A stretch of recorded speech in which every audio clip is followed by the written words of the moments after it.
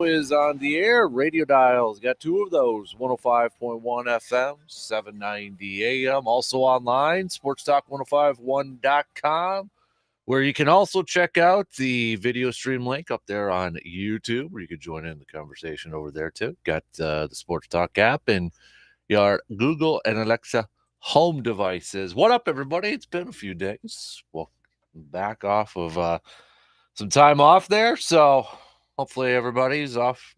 Been doing well, doing good. Have a good weekend. Have a good few days there. Did I miss anything? Anything good out there? But good to be back and kind of in the normal swing of things, if you will. But what do we get to chat about today here? We'll recap some stuff, catch up on some stuff here too. Obviously we're going to be excuse me, chatting a little brew crew here. Dropping the series against the Pirates this past weekend. I mean, getting the win on Friday, but then losing the leads in these last couple of games here. Well, thankfully, the Cardinals, they're not doing a whole lot better here, but they're still 2.5 back from the Brew Crew in the division. Brewers 48-39, Cardinals 46-32. Off day today for the Brewers before they start a road trip here that begins just across the border against the Minnesota Twins. That'll be tomorrow. Then they go up against the Giants right before the All-Star break, and two Brewers being selected to the All-Star team. And no big surprises. It's Josh Hader and Corbin Burns. Hader and Corbin Burns both named to the National League All-Star team. Maybe if you're talking about a guy that should have been on there, maybe some people throw in like Devin Williams during that stretch that he was having. No position players, which, I mean, if you kind of looking at it, maybe you're like, yeah, I could kind of see it. Otherwise maybe making a case for one Willie Adames. Potentially making it, maybe, possibly. But I don't think that anybody's too upset that no position players making it on the All-Star team. I don't want to speak for everybody. Unless you've got a case to be made that a position player should have made it for the Brewers. Hit me up with some texts on that Shoe Doctors bullpen line 715-830-1912. It's been a hot minute since I chatted with you all. So if you have the case to make for a position player on this Brewers team that should have made the All-Star game, let me know. I'm all ears. Make the case for it, all right? Make the case for it.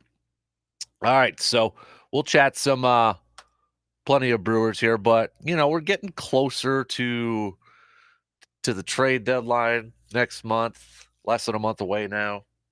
August 2nd is that date. So we're just a few weeks away. In your opinion, and I was thinking about this last night, when you look at this Brewers team and you look at especially the last couple outings, kind of shooting themselves in the foot, putting a lot of pressure on the bullpen there, and bullpen giving up some runs and all that stuff. But when you look at this Brewers team, do you think like a trade will instantly? I don't want to say the Brewers are an awful team. That's not what I want it to come off as. But would you say right now that this Brewers team is a team capable of winning the World Series? Now, I'm a believer anything can happen, especially once you get to the postseason. Anything can happen, right? You go on a run, you get on a hot streak. We saw it with the Braves last year, saw it with the Nationals a couple years back. We've seen it with the Cardinals before. You get that momentum. I'm a big believer in momentum. You get it rolling. And then a lot of things can happen. Anything can happen. But that's not a for sure thing either. We don't even know if that's this team. We don't even know when that momentum kicks in. You know what I mean?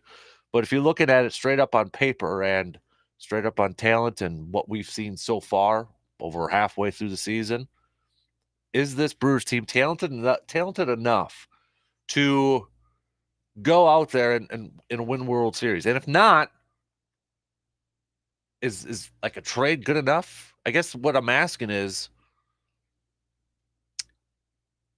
with a little bit of the inconsistency with this Brewers team, has the big issue been talent, or has it just been this ball club kind of shooting themselves in the foot a little bit? Or maybe it's a little bit of both. I mean, do you think one trade or two trades could make a huge difference with this ball club? No one within reason too, right? I mean, let's play it within a little bit of reason. Obviously, like, oh well, if they trade for Aaron Judge, yeah, that ain't happening. So within reason, okay, a little bit within reason. But yeah, we'll recap some of the Brewer stuff coming up here in just a little bit. Summer league's been going on for the Bucks. If anybody's been kind of paying attention to that, kind of looking at some of the youngsters and all that good stuff. But getting close to training camp picking up here for the green and gold on the 27th, July 27th. So this Wednesday, it'll be 2 weeks away from the start of training camp. We'll be down there. We're going to be down there doing the show for a couple days, the 27th and the 28th over there at training camp. So hopefully we'll have some fun stuff planned and all that good stuff. But, I know you guys, they probably talked about it on Friday here a little bit, but I do want to give my couple cents in here about the Hall of Fame. So, every year the Pro Football Hall of Fame, I got to be careful. It's not the NFL Hall of Fame, but the Pro Football Hall of Fame, they've got their lists of like semifinalists, finalists. They it's like again, another example of a year-long thing for for football, for the NFL, for football and that. But Sterling Sharp, Mike Holmgren, Cecil Isbell, Dilweg, Jack Venisi, Lee Remmel, all were a part of the semifinalists. It was announced late last week, semifinalists in the Pro Football Hall of Fame, for the Pro Football Hall of Fame. And again, I know he's probably talked a little bit about it on Friday or such. So once I'm getting my days mixed up, yeah, so we probably talked a little bit about it on Friday. But I want to put my 2 cents in here because I know a lot of people will be kind of focusing on the Sterling Sharp and maybe the Mike Holmgren, which I completely agree that those two should definitely be considered in getting into the Pro Football Hall of Fame. And I think with these last few years or so, we're seeing players with shorter careers getting in. Tony Baselli is going to be getting in here next month. We've seen TD Terrell Davis get in.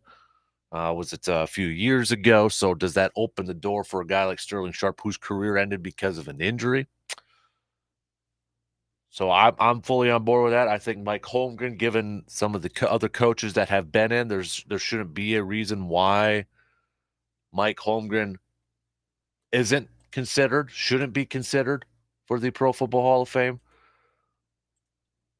But there's two individuals, and actually there should be another one on this list, and I hope at some point this individual will get their credit. I'm talking about Bob Harlan. I think Bob Harlan gets vastly overlooked and doesn't get enough credit for what he has meant to this Packers franchise. And I think he deserves to be in Pro Football Hall of Fame consideration. But I'll get to that later on. But I also want to make the case for Lee Remmel, but also Mr. Jack Venisi. Because for me, one of the things when it comes to Hall of Fame stuff and Pro Football Hall of Fame or baseball, whatever, one question that I would always ask is like, can you write the history of the game or can you write the history of that team without this person? And I know that's kind of like open-ended at points, but you really, really, really cannot write the history of the Packers without Jack Venisi for sure. Now, I know a lot of people don't know who he is. I'll just put it this way, and I'll break it down, and I'll probably go on a little soapbox here a little bit later on. But I'll just say this. No Jack Venisi, no Vince Lombardi, no Bart Starr, no Jerry Kramer, those Lombardi Packers probably don't happen. So if you don't know a little bit about him, I'll give you a little bit of a history lesson. But no Jack Venisi, no Lombardi, and good chance of none of those Hall of Fame players that we attach to Lombardi. And Lee Remmel, too. I mean, come on. Can't tell the story without the guy who told the story. Anybody who's at Brett Favre's Packers Hall of Fame induction, even Brett Favre talked about Lee Remmel quite a bit. So I just wanted to get my 2 nuggets in there a little bit. So, but it is, excuse me, Monday, so it is studs and duds. Anybody got any studs and duds from the past weekend? Maybe expand it here for a little bit longer there too. Last few days, but studs and duds. Send those babies on over with the text 715-830-1912 or hit us up on Twitter at DANKASPER, Facebook.com/Kasper Sports. You can do it there too, or on the YouTube chat room. Also, we'll do a little Monday morning armchair quarterbacking. I got a couple things I want to announce as we're getting closer to football season. So if anybody's interested in like fantasy football and such, you'll want to listen here probably in the next hour or so. So make sure you're tuning into that. If just give you a little bit of a tease, if you want to play a little fantasy football, you might want to pay attention. Let's say just past 7 o'clock here this morning. Okay, got some info regarding that. I believe we'll be catching up with our good buddy, Mr. JC in the AC Justice Cleveland, too. So we'll catch up with him and all that good stuff. It's been a couple weeks since chatted with him. But let's get things rolling here this morning. Wisconsin Credit Union opening drive. Our leadoff, we'll talk some baseball. Brewers dropping a series against the Pirates. We'll take a look at that. And the question I'm throwing out there is we are now officially less than a month away from the MLB trade deadline. I mean, is this Brewers team, do you think that they're like one trade away from being a, right away World Series? Oh, yeah, boom. They're just one piece away. Or do you think their biggest problem has they've been kind of shooting themselves in the foot here at times? Or is it a little bit of both? Thank you, Cardinals, for struggling, though, too. Brewers still holding on to that 2.5 game lead in the Central. And can you make the case for a position player for the Brewers to be in the Midsummer Classic in the All-Star game? Just 2 Brewers right now, Josh Hader, Corbin Burns. I say right now because you never know. The guy might be able to not participate, so maybe somebody fills in. Don't know. I don't think anybody's too surprised that no position players are in and that these are the 2 selections into the All-Star game with Josh Hader and Corbin Burns. But can anybody make the case that a certain position player on this team should be in the All-Star game? All right. So hit me up with some texts. Let's take that first break and then get things rolling here this morning. Wisconsin Credit Union opening drive kicking up in just a couple minutes. The Dan Kasper Show will be right back.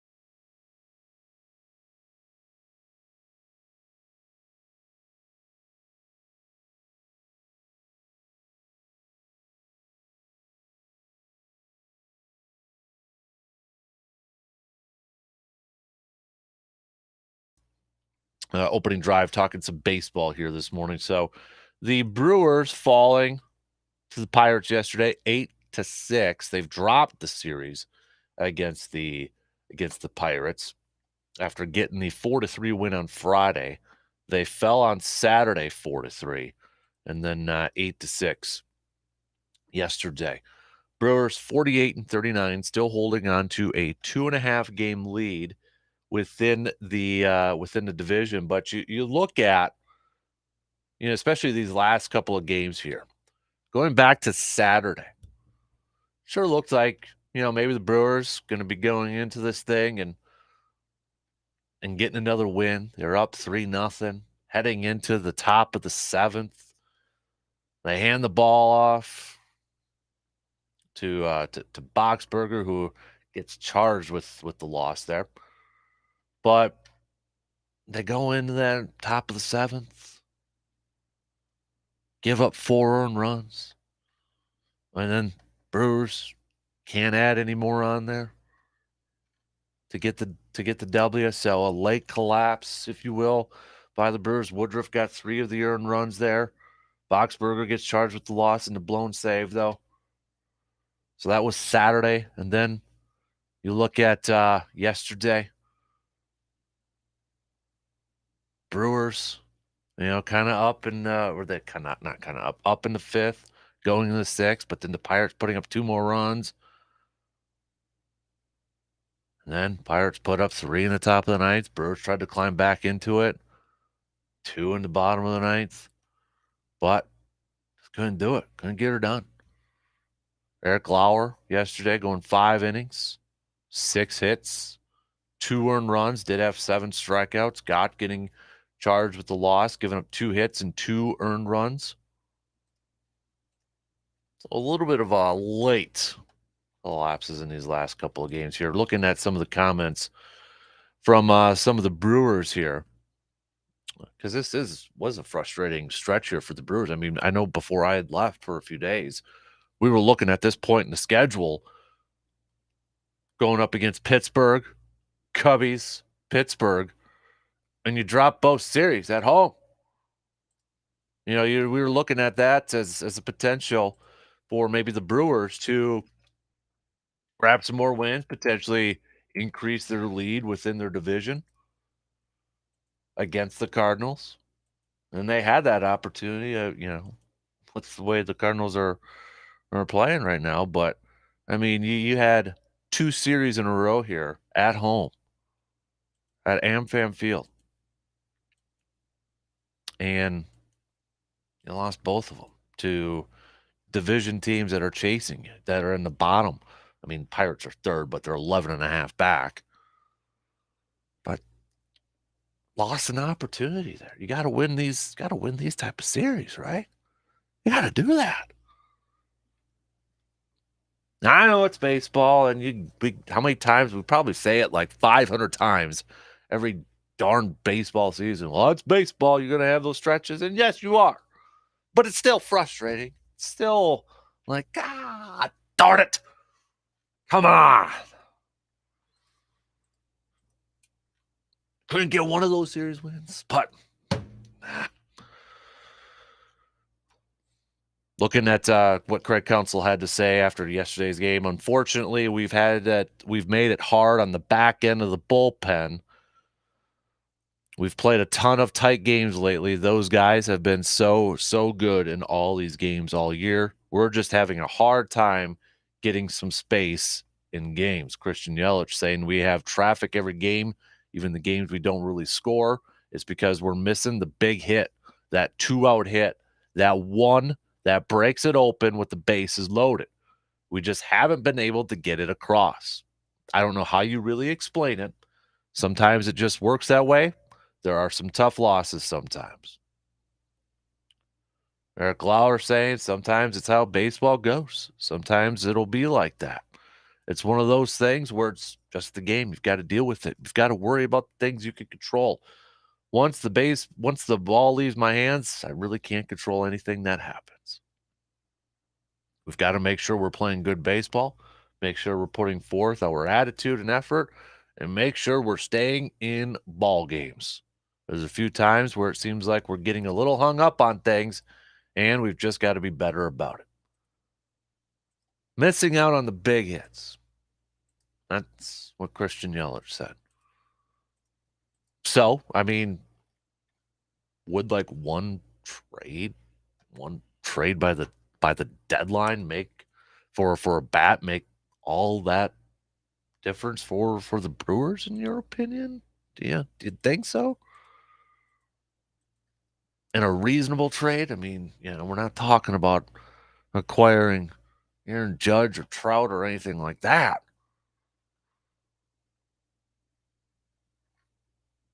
But right now, I mean, when you look at this ball club for the Brewers,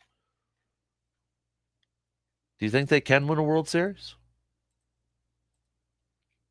And like I said at the beginning, I'm a big believer in momentum. And if this team, once they get into the postseason, if they got some mojo going, if they got some momentum going, hey, man, sky's the limit. We've seen it how many times. I'm a big believer in momentum in sports. So never say never. They've got, they've got their ace, Corbin Burns. They've got Woody.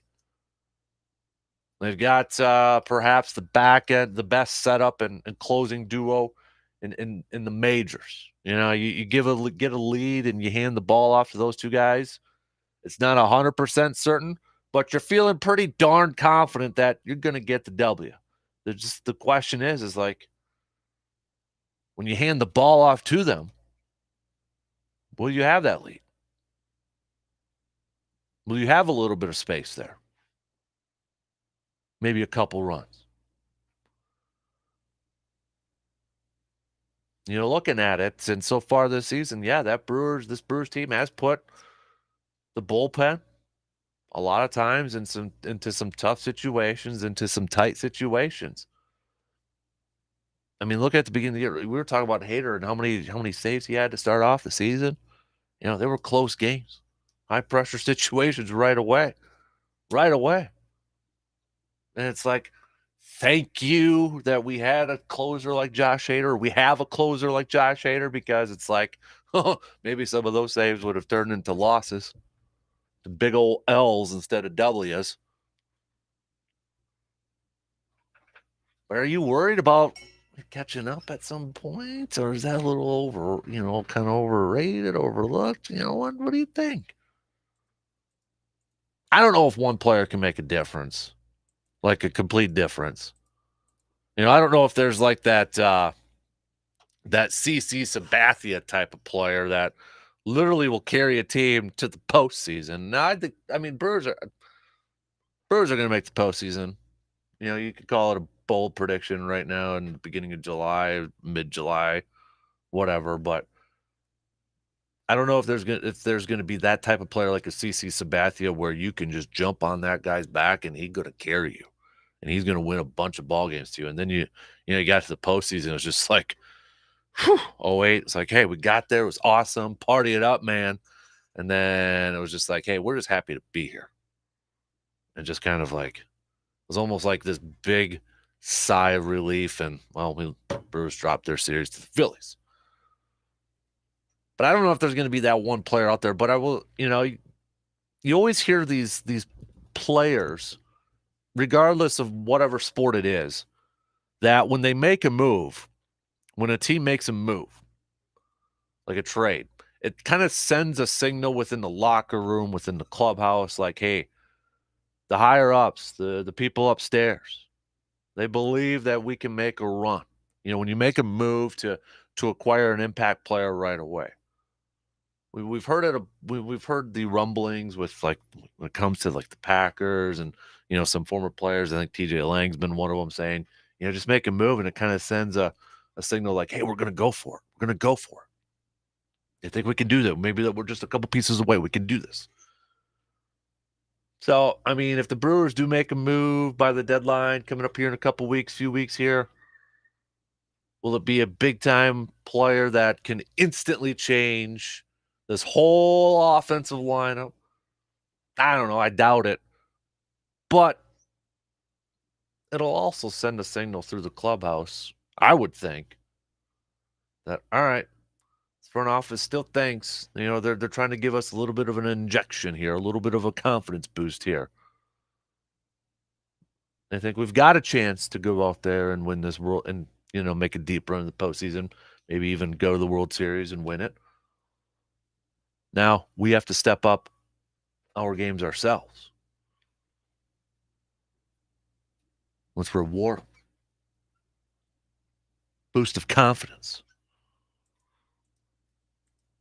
We're going to start to hear names being floated out there, some potential trade targets.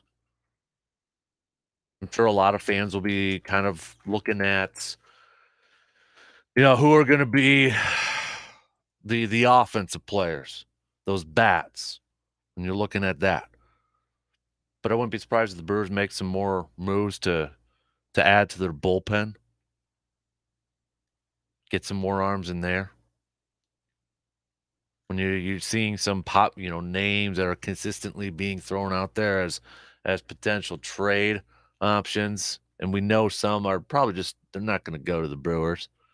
Like one of the bigger ones out there is that you're kind of starting to hear a little bit more is Wilson Contreras, the catcher from the Cubbies. Well, we know that ain't going to happen with the Brewers, right? That's just not going to happen. But I was looking at a little bit earlier here at CBS Sports. They had an article, top 10 trade possibilities for the Brewers. And they listed their top 10 trade possibilities for some players out there in Major League Baseball. And I'll be honest with they didn't have, because in every article too, they'll put possible fits. They didn't put the Brewers on any of these guys. Now, that's not to say that the Brewers aren't involved in any of these players, but it's like, oh, come on. I think it's probably just because a lot of people don't know which, for a team like the Brewers that operate under a budget, when you got these people that write these blogs or these articles, they probably think about it a little bit more in terms of like, okay, but how much are they actually going to spend? How much are they actually going to give up? It makes it a little bit difficult. I mean, anybody and their grandmother can say, well, yeah, the Yankees would trade for that person or that position if it was a big need. They need a relief pitcher. Oh, Yankees will be involved in every single relief pitcher out there. They got no concerns about budgets or if they feel like they can win it this year, they'll make moves.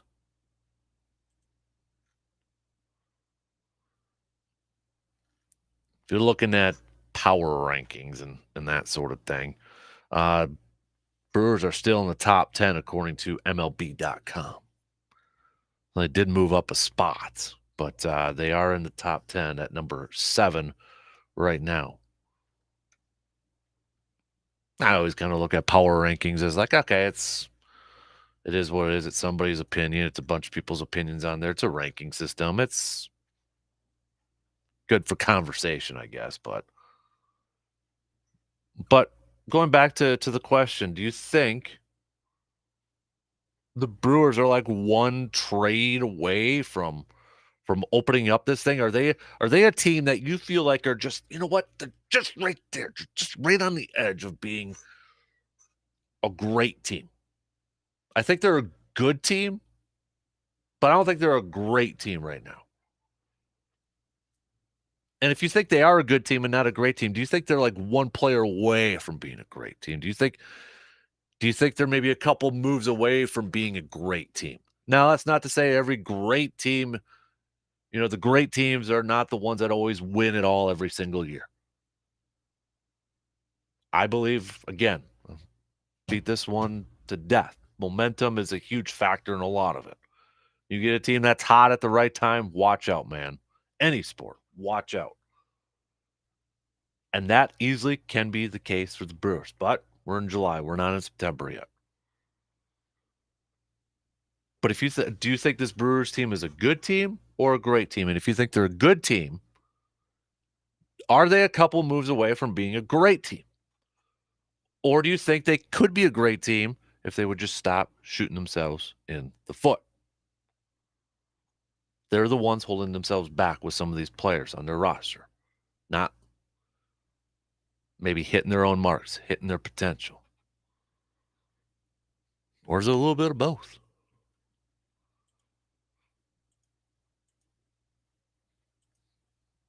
Hit me up. Shoot me some text, 715-830-1912 on that Shoe Doctor's bullpen line. We'll take a quick break. We'll see if we got any texts in there. I don't have them up, so I don't try to get distracted too much that I already am every single morning. So I'll open that up, see if we got any texts on there. If not, hit me up, all right? It's been a while. I want to chat with you all. All right, quick break. We'll be back in just a couple minutes.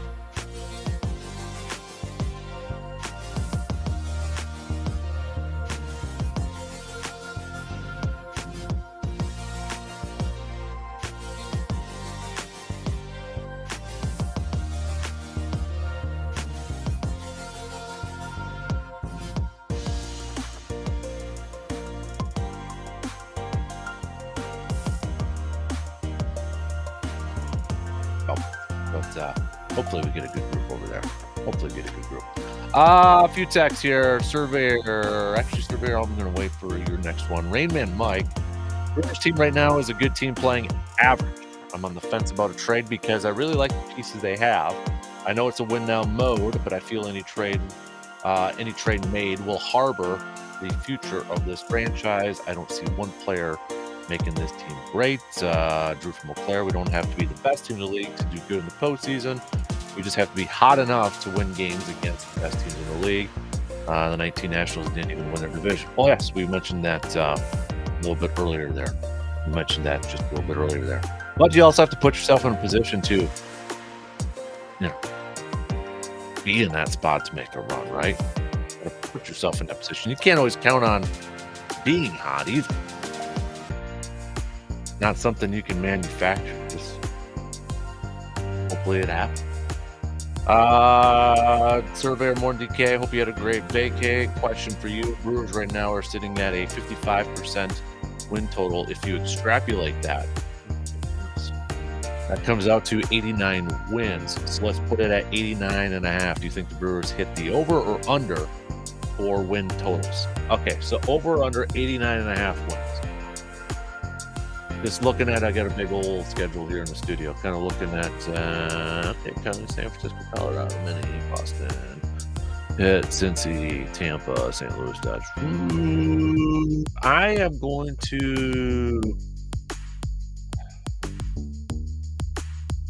I'm going to go 87. I'm going to cop out. I'm sorry, Surveyor. I'm going to cop out. But I'm looking at just kind of looking generally ahead of their schedule, at the upcoming schedule here. When I'm looking at August, I see a couple series against the Dodgers, home and away.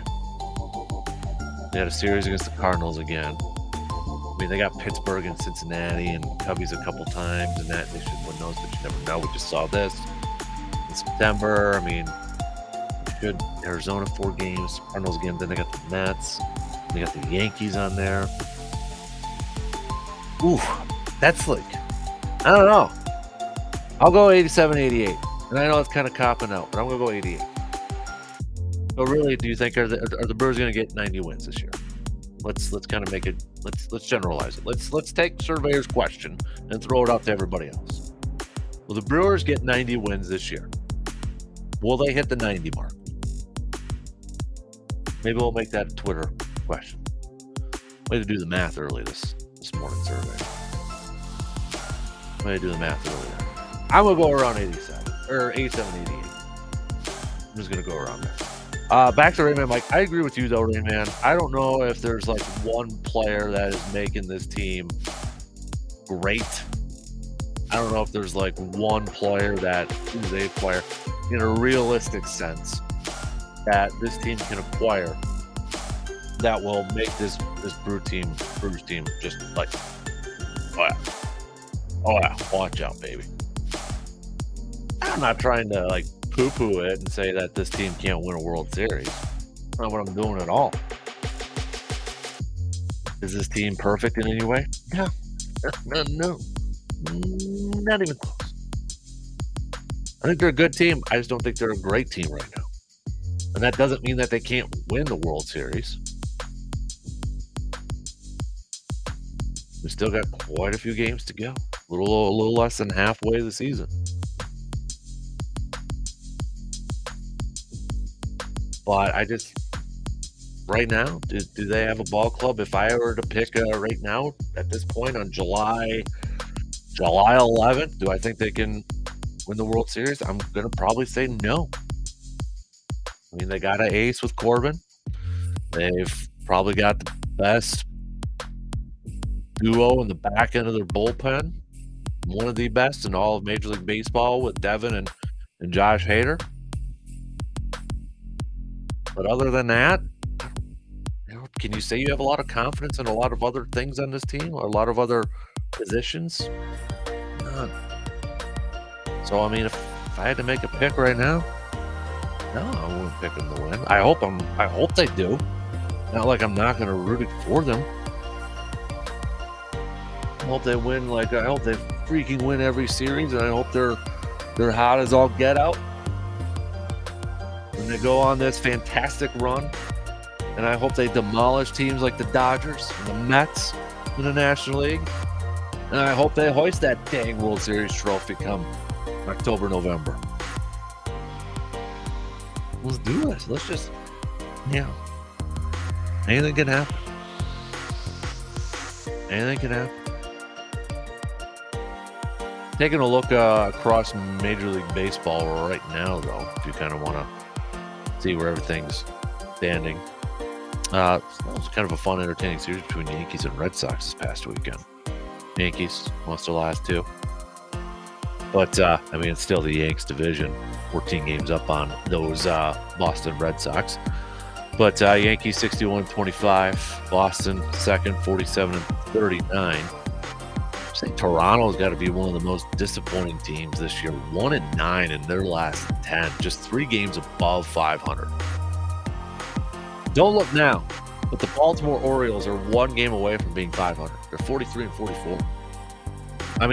Toronto is a team that I think 95% of the preseason predictions had them going to the postseason.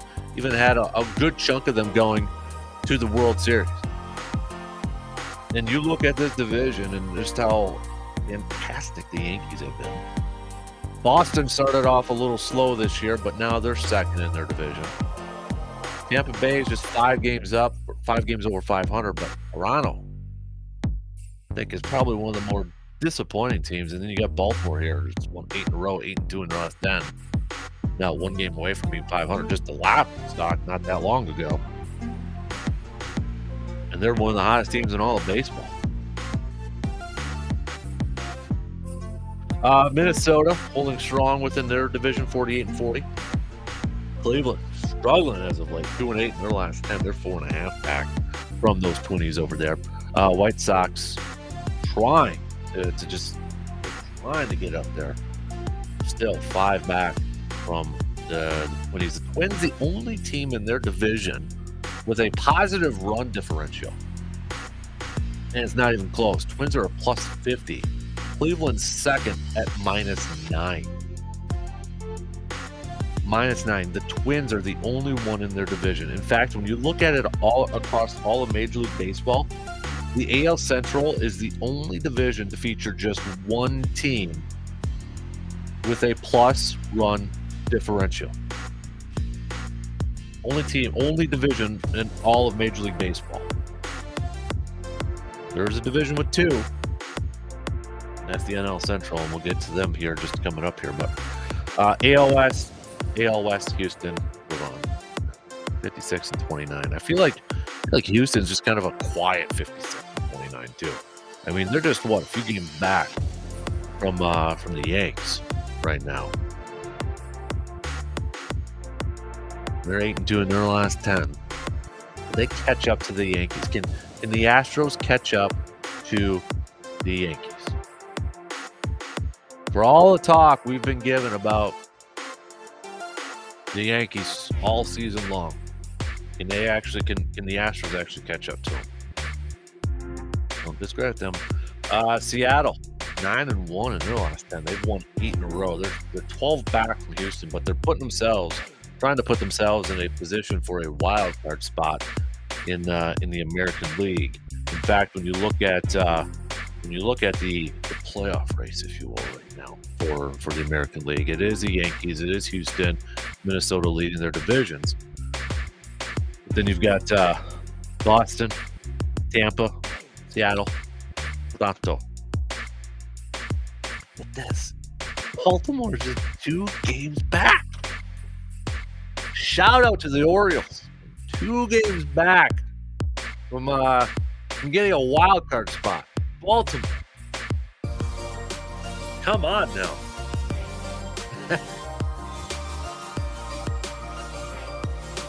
The hottest team in baseball.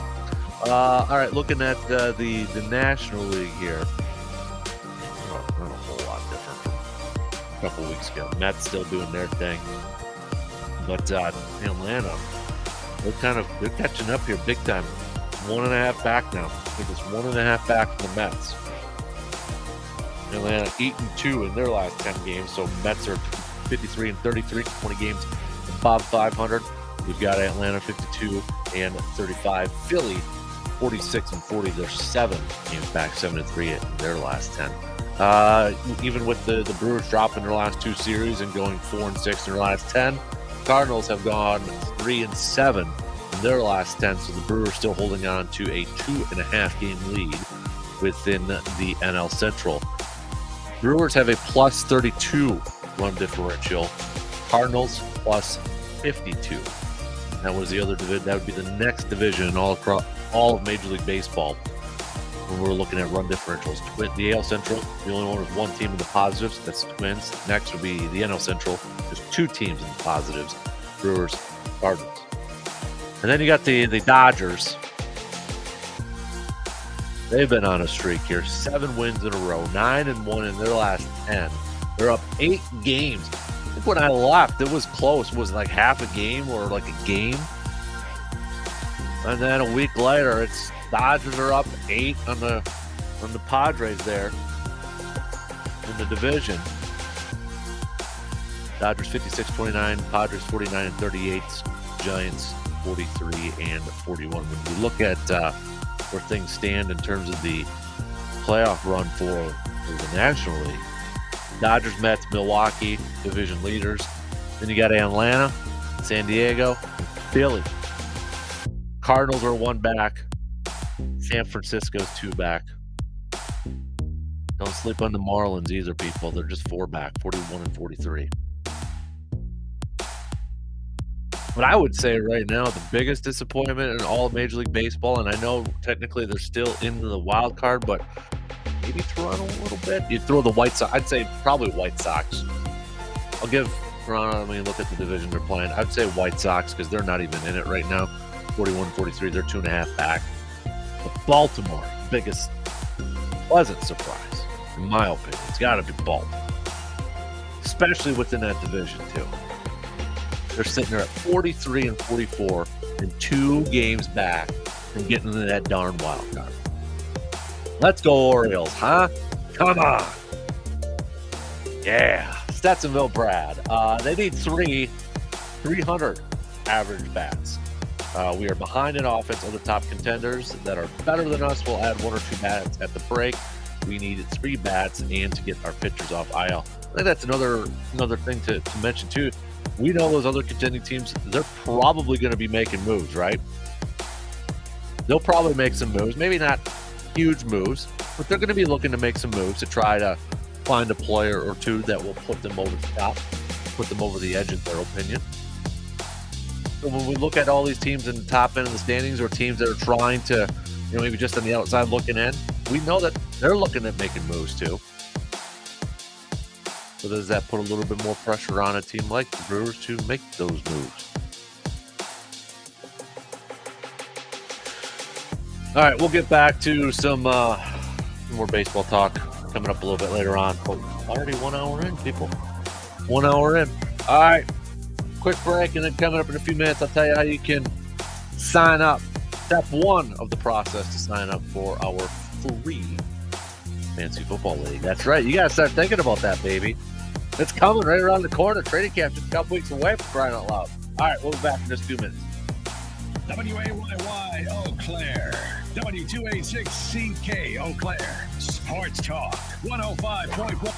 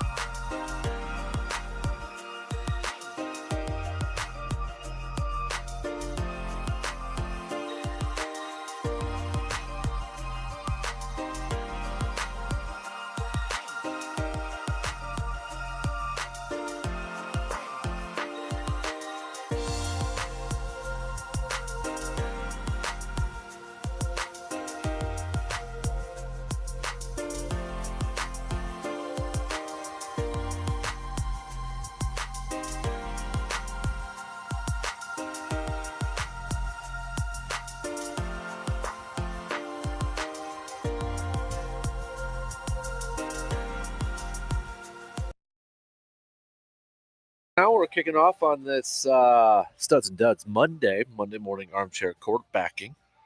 How y'all doing? Hopefully y'all had a fantastic weekend. Thank you for making us a part of your start to another work week here. We'll get back to some more baseball chats coming up a little bit later on. I got my mic a little hot. Turn it down there a little bit. But we'll get back to some more baseball chat coming up here in just a little bit. Don't forget you can join the combo with us. Hitting us up with some texts on that Shoe Doctors bullpen line, 715-830-1912. On the YouTube live video stream, Twitter at DANKASPER, Facebook.com/Kasper Sports as well. Let's kick off this hour, as we usually do, with a little sports nugs of the day. 1914, Babe Ruth debuted in the major leagues with the Boston Red Sox. Let's go with 1985. Nolan Ryan of the Houston Astros became the first major league pitcher to earn 4,000 strikeouts in a career. 1987, Bo Jackson signed a contract to play football for the L.A. Raiders for 5 years. He also continued to play for baseball. They really need to reword this. He also continued to play baseball for Kansas City Royals is what they're trying to say here. 1995, Mickey Mantle made his final public appearance. It was to increase awareness of organ donation programs. Those are just some of your sports nuggets of the day. Bo Jackson. Feel like he is always on that list of players. What if they didn't get hurt? What if they had longer careers? What would they have looked like? What would they have been able to do? Bo Jackson, I feel like, is easily on that list for a lot of people. You can throw in like a Barry Sanders. He's one of the all-time greats already, Pro Football Hall of Fame. But you kind of wonder, all right, if he had played a few more years, would he have been able to be the all-time leading rusher? I don't know if he would have been able to win a Super Bowl with the Lions, but, Calvin Johnson, would he have been able to, maybe he could have gotten like a Matthew Stafford treatment and gotten to another team and then maybe gotten a ring. But, when we talk about players and due to injury, Bo Jackson's easily, I would put him as top 5 of players like what if. Another one, and it's out today, The Athletic. I just saw this posted about an hour ago, but they've got a 6-part podcast series on Andrew Luck. And there's another what if too, like Andrew Luck. He called it a career because injuries were just starting to pile up and, struggling to stay healthy and pain-free. But, I mean, you just kind of wonder, like, one, franchise-wise with the Colts, how things would have changed. Would they have changed? In terms of, like, they've gone to a Super Bowl. They've been, ever since Andrew Luck, it's been Jacoby Brissett, it's been Carson Wentz, it's been Phillip Rivers, and now it's Matt Ryan. For at least a couple years, they're going to have to do it again. But that's another player's like, man, what if? Sterling Sharp, we mentioned earlier. For anybody texting me, who's Sterling Sharp? Yep. Believe me, I know. We're going to get to Sterling here again in just a few minutes here. Sterling's another one, but if you had to create your top 5, top 3, or you just want to randomly give me some names in any sport, a player's career that was derailed or cut short due to like injury, that you're like, man, what if? Like, what if that player would have been healthy and played a full career? He would have been awesome. Who were those players for you? We mentioned a few of them there. You could almost say like Ken Griffey Jr. too. Like, man, if that guy would have just stayed healthy, the trend that he was on, and he's in the Hall of Fame. But even with Junior, there's like, if that guy, those few years where he was just banged up in Cincinnati, if he would have just stayed healthy, if he would have just, what kind of numbers would he have been able to put up? I saw this the other day too. It's like, Griffey never, he wasn't going to play for the Yankees. You know that story, right? We all know that story about Junior and the Yankees. Wasn't going to play for the Yankees. But I saw somebody posted this up, it might have been a couple weeks ago, like a what if. What if Junior did play for the Yankees? Like if he didn't have that thing against the Yankees, like he would have gone there and the Yankees would have acquired him. Would his career been different? Like before, let's say he would have went to the Yankees instead of Cincy. Now we don't know with the injuries. I mean, we don't know if things would have been different. That's I don't know. But somebody posts out there's like, well, would he have had a couple rings and maybe his career would have been a little bit different? I don't know. Maybe play a little bit more DH and you can keep him a little bit more healthy.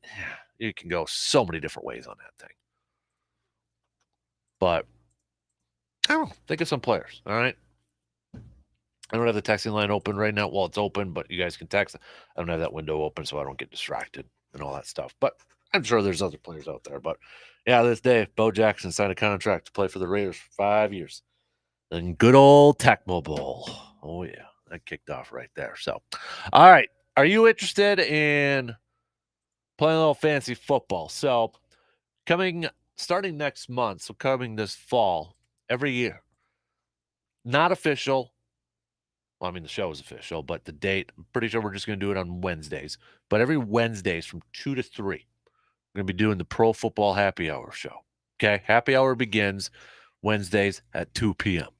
Okay? A part of that, I want to have a fantasy football league with all of you out there, okay? So we're going to have some fantasy football leagues. We're going to have some pick'em leagues coming up here. They should be up actually this week. So if you want to pre-register for all that, that'll be up there. I'll let you guys know when those are up there. We're gonna do it's a show. In case you haven't heard, it's a show. Pro Football Happy Hour. We're gonna talk pro football. We're gonna talk some betting lines. We're gonna talk some fantasy football, and we're gonna just talk some football for an hour for a happy hour. Okay, so every Wednesday during the football season. But I want to do some fantasy football leagues with you all. So step one of the process. Anybody interested? And it's free. Okay. Freebie. I know a lot of you listening right now, you probably like playing 56 leagues. Well, if you want to make it 57, here you go. So if you want to sign up, all you got to do, it's up right now, sportstalk1051.com. It's a very generic sign-up sheet, okay? Very generic. You don't have to fill out a whole lot besides your name and your email. That's pretty much it. But just go to sportstalk1051.com, click on the Nation tab,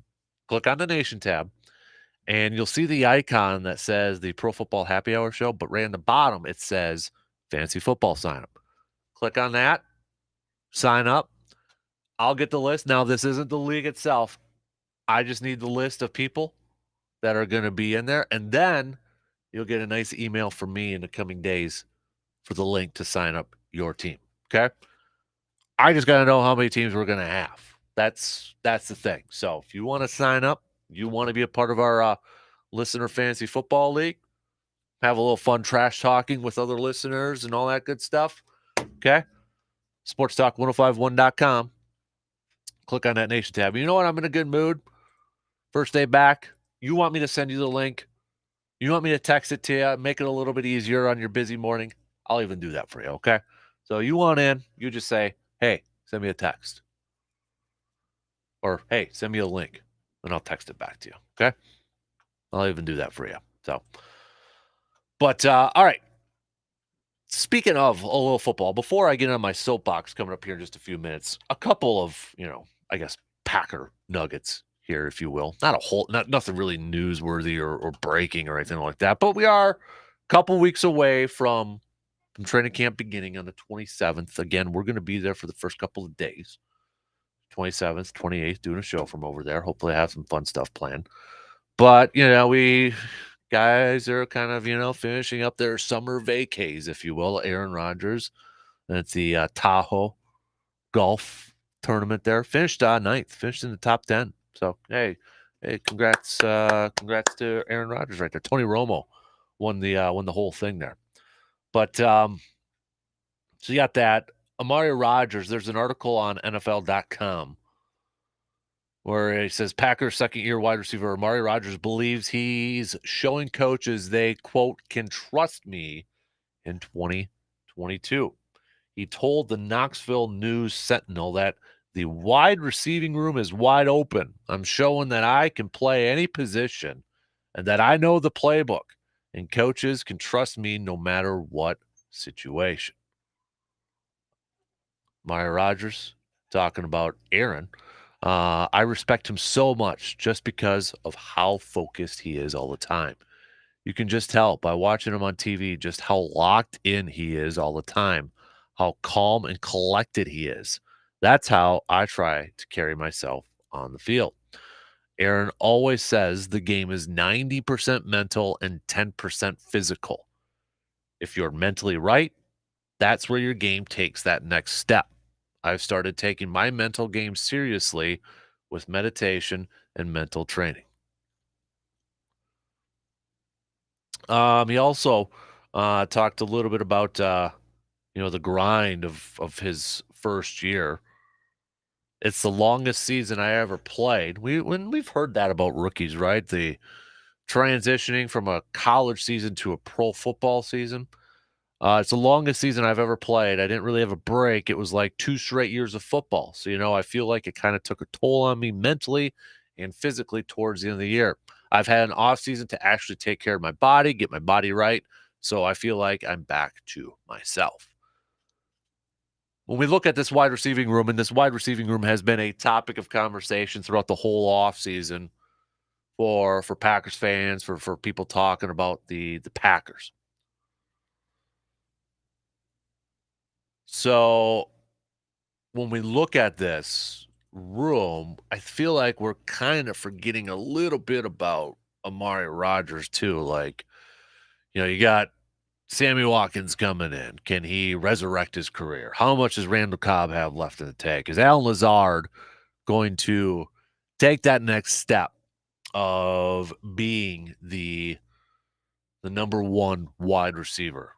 Can he do that? The rookies, Christian Watson, Romeo Doubs, Aaron Rodgers. In fact, the other day on the Pat McAfee show, he was talking about his wide receivers and talking about the offense. It might be going through some growing pains, but it's great for his young receivers to be going up against corners like Jair and Eric Stokes and Rasul Douglas. But Aaron was actually complimentary towards their 7th round pick, their 7th round pick wide receiver. Torrey, excuse me. I was reading something there, but Samari Torrey from Nebraska, the kid from Nebraska. So he was complimentary of him, kind of saying that kid's got something. That kid's got a little something. So we're looking at all these, these rookies. Which rookies? Everybody's excited about Doubs. Everybody's excited about Christian Watson and, Sammy Watkins, et cetera, et cetera. And then you got second-year guy Amari Rodgers, just kind of like, I just kind of have this mental picture, like, guy still raising his hands, like, hey, I'm over here. I'm still here. Now I'll be curious to see. The one thing is, when training camp does open in a couple weeks here, I think a lot of people will be curious to see how like the depth charts kind of play out right away. But I think it's going to be important for Amari Rodgers to get off to a hot start, to a good start in training camp, to kind of show the progress he's made from his freshman year to his sophomore year, his rookie year to his second year. And I don't think it's that far off to say that, hey, we got to see something in the sophomore year. I know it's putting a lot on the guy for his second year, and we've seen guys kind of really take that next step in their third year. But I mean, this is a heck of an opportunity for a guy like Amari Rodgers in his second year to really make a name for himself on this team and define or get a role for him and define what he can do for this ball club. There's opportunities there. There's snaps there. So that to me, I know a couple weeks ago, I think we threw out the question, like, who are some of the players that, you kind of, or biggest question marks, kind of taking a look at his training camp, offseason, season starts, and that. I feel like Amari Rodgers, we're kind of forgetting about him a little bit, but also it's going to be up to Amari Rodgers to go up there and, like, all right, you got an opportunity here. Make a good impression right away. Right away when training camp hits. Preseason games going. Make an impression. Get some confidence rolling. I want to see what this kid has. I was excited when they drafted him last year. Now let's just see what he can do on the field. One full year into the system. Okay. We got to take a quick break here, and then coming up next. So, again, I kind of mentioned it in the opener in the first hour. But looking at the Pro Football Hall of Fame announced some of their semifinalists. And Sterling Sharp and Mike Holmgren are highlighting this list when you look at for the Packers. Okay. And I honestly, I think you can make a case for all these semifinalists that have attachments to the green and gold, to the Packers. But Sterling Sharp and Mike Holmgren are the two big names on the top. But there's two other people that are under consideration for the class of 2023. And there's another person who I think isn't getting enough credit, isn't getting the attention that they deserve for what they've meant to the green and gold. Okay, so might have talked a little bit about it on Friday with these Hall of Famers. If you did, I apologize. But I'm getting my 2 cents in because this is a topic near and dear to me. So, all right, we're going to take a quick break, and then we'll be back in just a couple minutes. But if you want to be a part of that fantasy football league, you have to text us, okay? Text us 715-830-1912, and I'll send you that link. Otherwise, it's on sportstalk1051.com. You can do that too. You're listening to The Dan Kasper Show.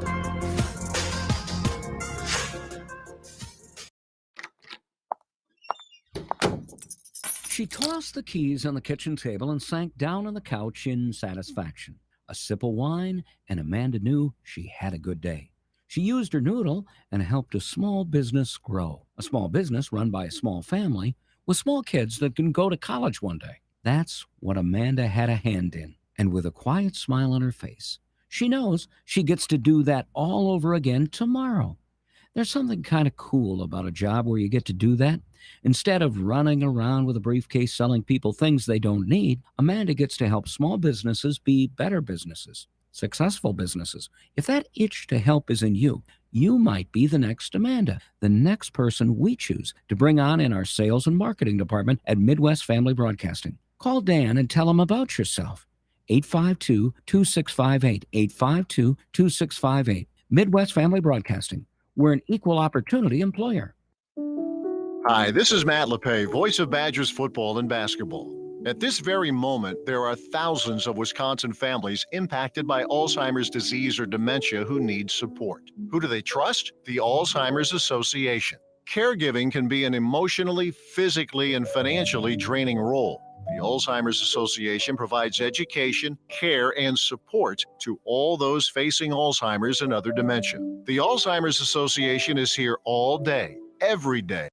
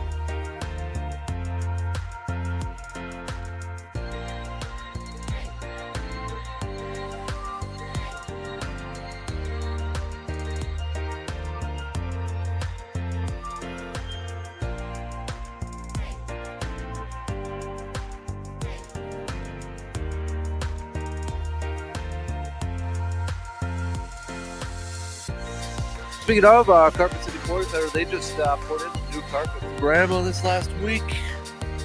And it looks fantastic.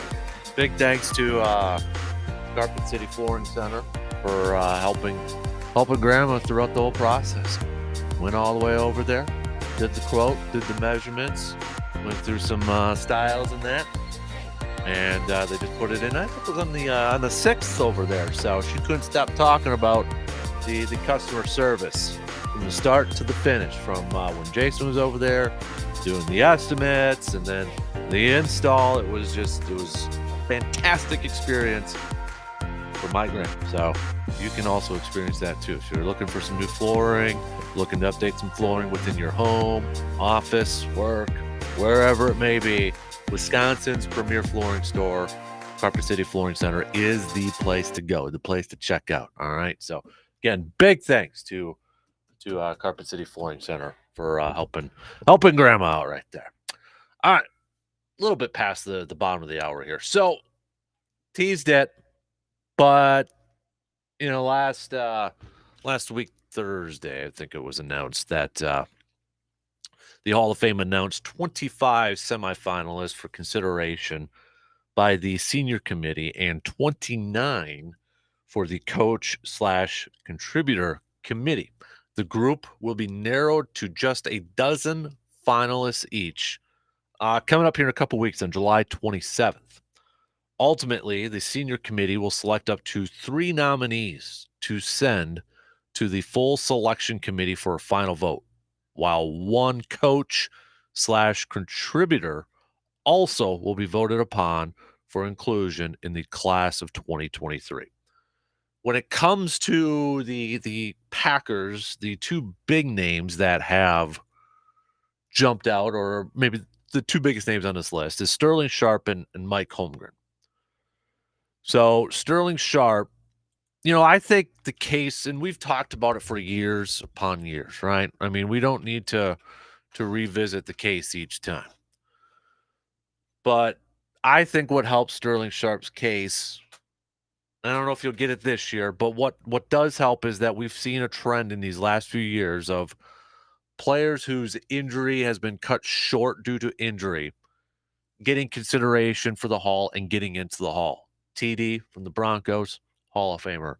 This year, he's been a finalist for how many times, but he's going to be getting in this year. Tony Baselli, Jaguars. That helps a player like Sterling Sharp for his case to be made. I think Sterling should be in there. I think Sterling Sharp should be in the Hall of Fame. I don't know if he'll get in this year, but I think he's trending upward, kind of like Leroy Butler. Leroy Butler, there was a long time, too long, where nobody was really talking about it. Then started to pick up a little bit of steam here, and then look, he's going into the Hall of Fame this year. I do believe Sterling Sharp will make it at some point. I do believe that. The other one is Mike Holmgren, and this is something that I've kind of, the last couple of years here, have really kind of like, okay, this guy I think needs to be just considered a little bit more here. He is 16th all-time in wins, which is like, oh, okay, 161 wins in 17 years. He's got, just kind of looking at some of these other players. He's got more wins than Bill Cowher, who's in the Hall of Fame. He's got more wins than Marv Levy, who's in the Hall of Fame. He's got more wins than Mike McCarthy. Okay, I'm just kidding. I had to throw it out there. He's got more wins than Tony Dungy, who's in the Hall of Fame. Then you go back to some of the older, Dick Vermeil's going into the Hall this year. He's got more wins than Dick Vermeil. When you look at Super Bowl wins, he's got the same amount as Dick Vermeil. He's got the same amount as Bill Cowher. He's got more wins than Marv Levy in the Super Bowl. I always just kind of like, when we look at some of these coaches who are not in the Hall of Fame, so when we look at the coaches who are top 10 in wins,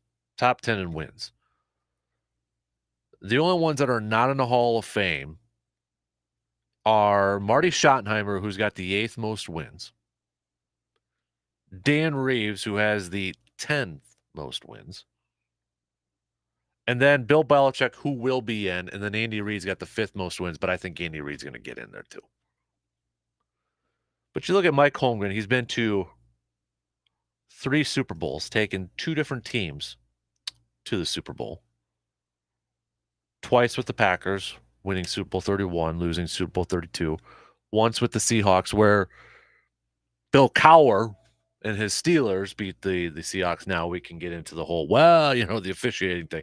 Well, I mean, it still counts as a Super Bowl win for the Steelers and a loss for Mike Holmgren. But I look at, outside of the statistics and the wins and all that, I look at what Mike Holmgren did for a franchise in Green Bay, helped resurrect that franchise. He was a part of a trio or a part of 5 people that really helped resurrect that franchise.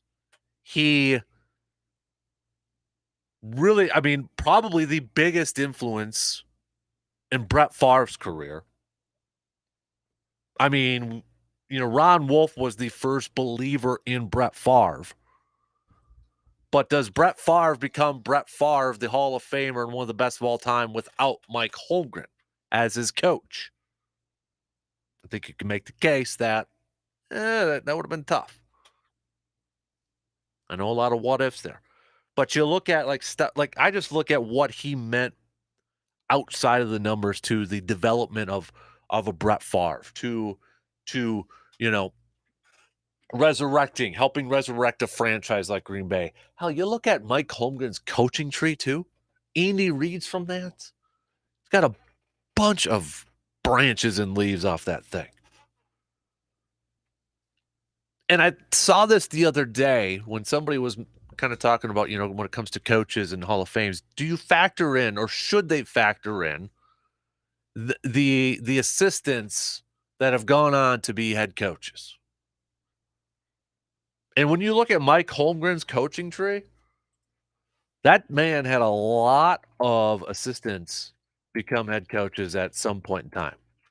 Andy Reid's probably the biggest one, in terms of success and longevity, obviously, and all that.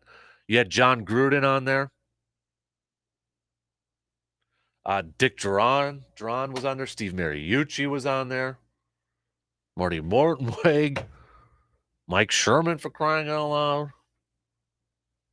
Ray Rhodes. He's got quite a few different branches on that thing.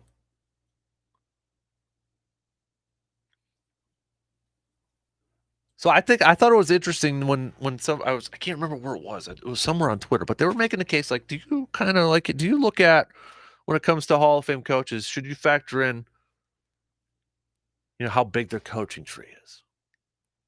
I have to ponder that one a little bit more. But for me, it's Holmgren. To me, should be, Bill Cowher's in, Mike Holmgren should be in. I'm sorry, that should be the case. Bill Cowher's in, Mike Holmgren should be in. That's not a knock on Bill Cowher, but I look at what Mike Holmgren meant to a franchise, what he did for that franchise, and what he did with Brett Favre. And then you look at, goes to Seattle, right?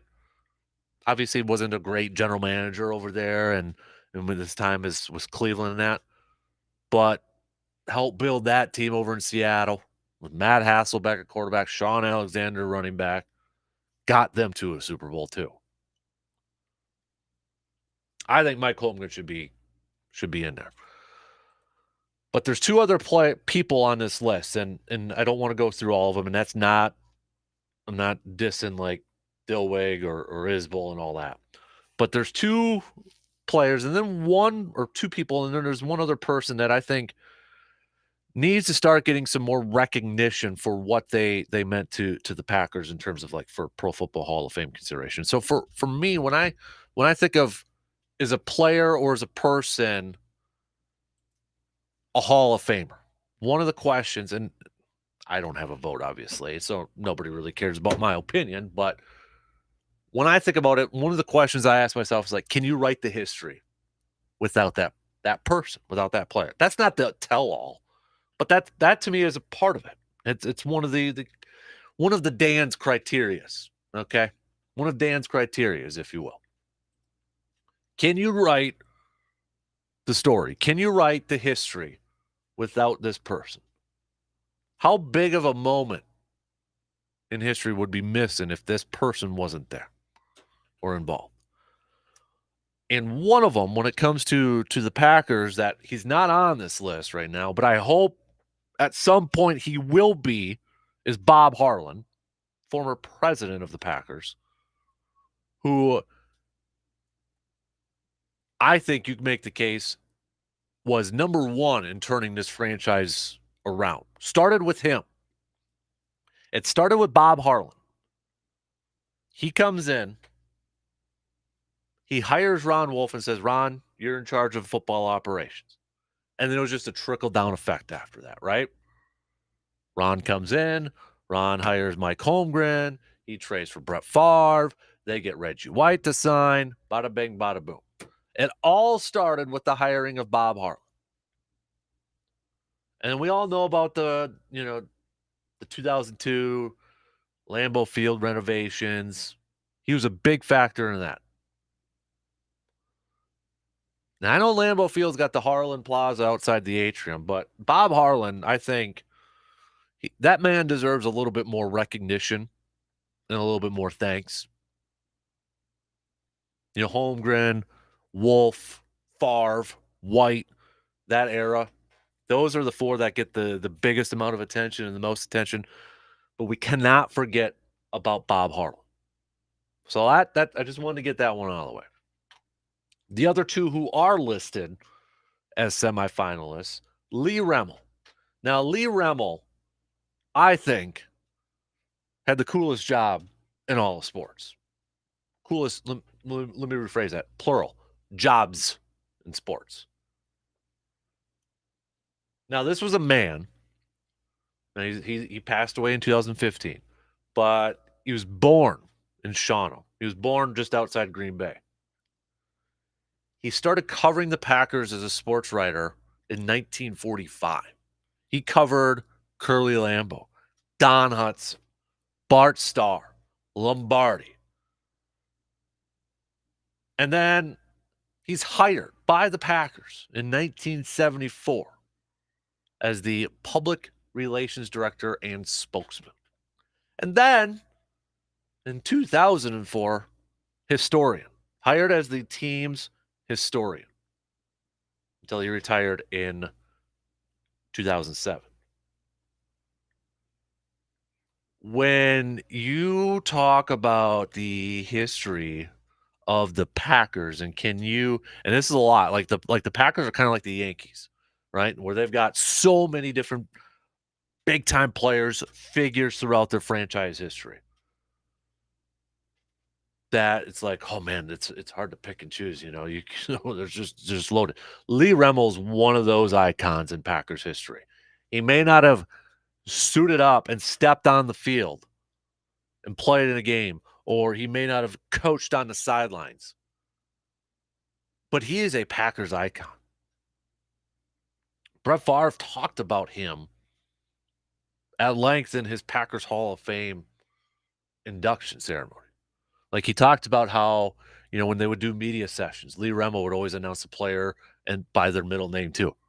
Now up, Brett Lorenzo Favre. I got a quote here from Favre that even said he's a Packers icon. There will never be another like him. His knowledge of the team and its history has always been impressive. He is sharp as a tack when it came to those things. Truly impressive. Now, I don't know if Remmel will ever get into the contributor category for the Pro Football Hall of Fame. He's a semifinalist. I don't know if he'll ever get over that hump, but if you know your deep Packers history, your background, Lee Remmel's one of those top dudes. One of those top dudes. And Lee Remmel's always kind of been like him. So Cliff Crystal is a team historian now for the Packers. We've had Cliff on a few times. He's been on the podcast and that. And I've interviewed him a couple times and have chatted back and forth. He's the Packers team historian now, but a little bit of a similar kind of path that Lee Remmel had. Cliff wrote for Milwaukee Journal Sentinel for the longest time, covered the Packers for the longest time. He developed the trail, the Packers Heritage Trail over there in Green Bay. If you haven't taken a look at that, if you've ordered that 4-book volume, I believe it is, for the Packers 100th, he's the one who wrote that. So Cliff Crystal's kind of on a similar trend or some kind of following in the similar footsteps. But I think being team historian would be freaking cool. But the one other person that I'm glad he's mentioned in this, glad he's named as a semifinalist, but this is somebody that I think we need to educate Packers fans a little bit more about who this person was. And that's a man by the name of Jack Venisi. Now, I guarantee you a lot of people probably don't know who Jack Venisi is or never really heard of his name, like who he was. And I get it. I understand it. He only lived to be 33 years old. He died at a really young age, but he was a scout personnel director for the Packers from 1950 to 1960. His impact, I think you can make the case, and I'll try to make that case. You cannot write the history of the Packers if Jack Venisi is not in there. And before anybody's like, well, I've never heard of this guy before, so how can you write the history from a person I've never heard of before? Well, no Jack, no Vince. He was instrumental in attracting Vince Lombardi to Green Bay. You can make the case he was a huge reason why Vince Lombardi came to Green Bay.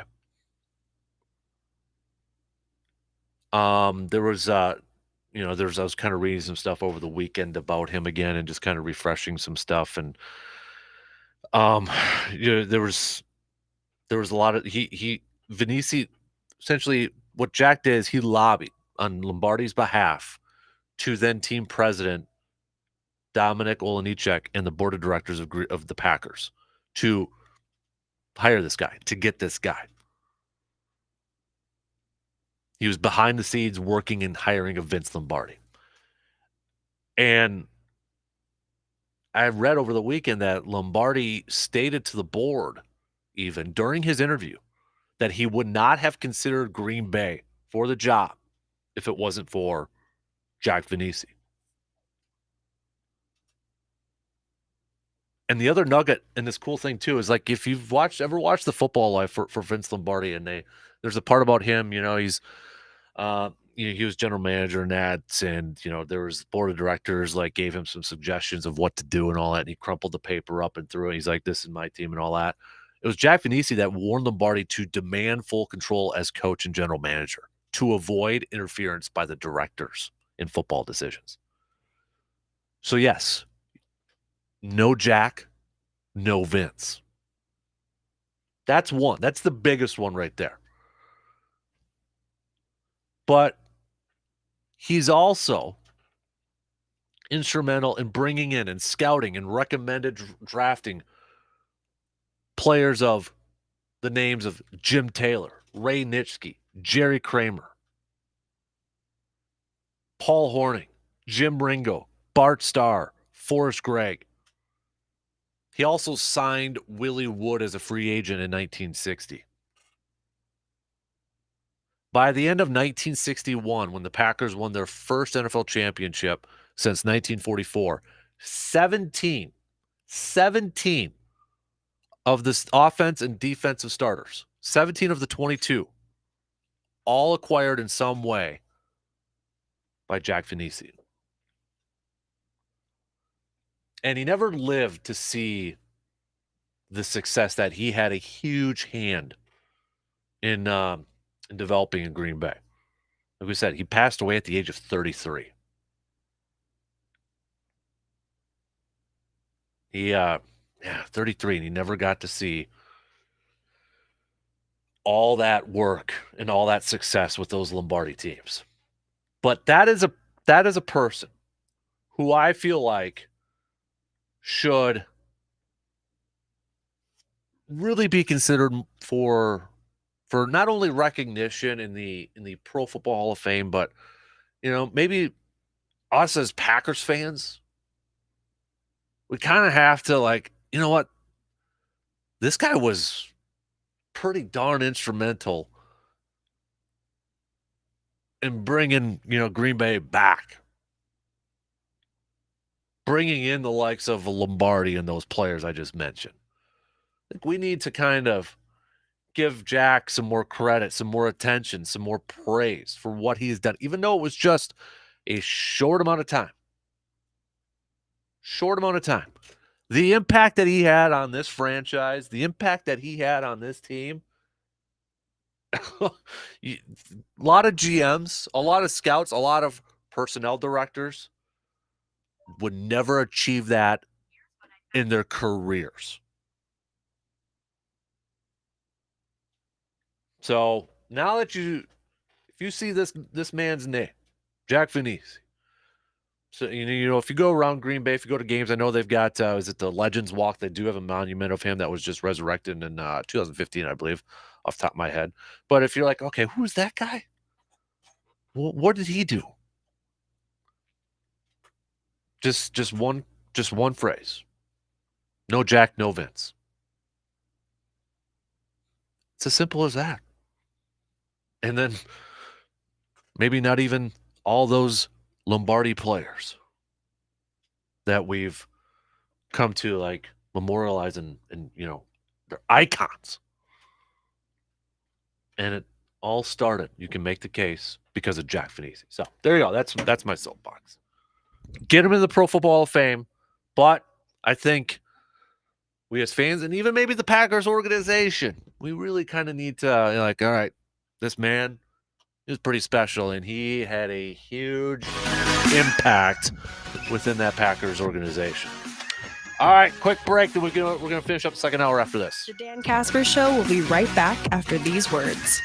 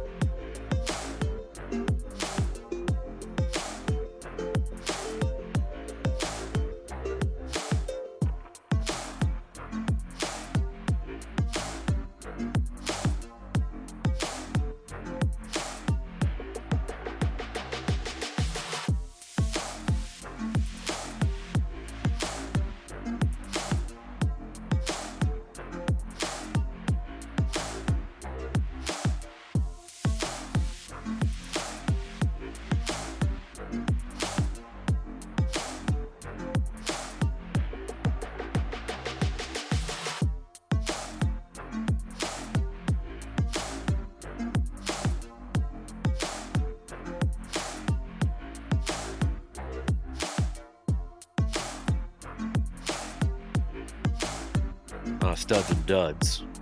So if you haven't gotten your studs and duds list in yet, you can do so by texting us 715-830-1912. But maybe right before we get to our studs and duds list coming up next hour, we'll hand out $50 in gas from River Country Co-op. So if you haven't signed up, you got a couple more minutes yet. sportstalk1051.com, Nation tab over there. If you don't win today, we do have a couple more left. So, but I'll probably be passing them out this week, the rest of them this week here. So make sure you're listening in the next 5-6-ish minutes or so to see if you've won $50 in gas from River Country Co-op. And we'll mail it to you too. Okay, we'll mail it to you. That way you don't have to waste any gas driving in and picking it up. We'll put it in the mail for you too. So make sure you're listening to that.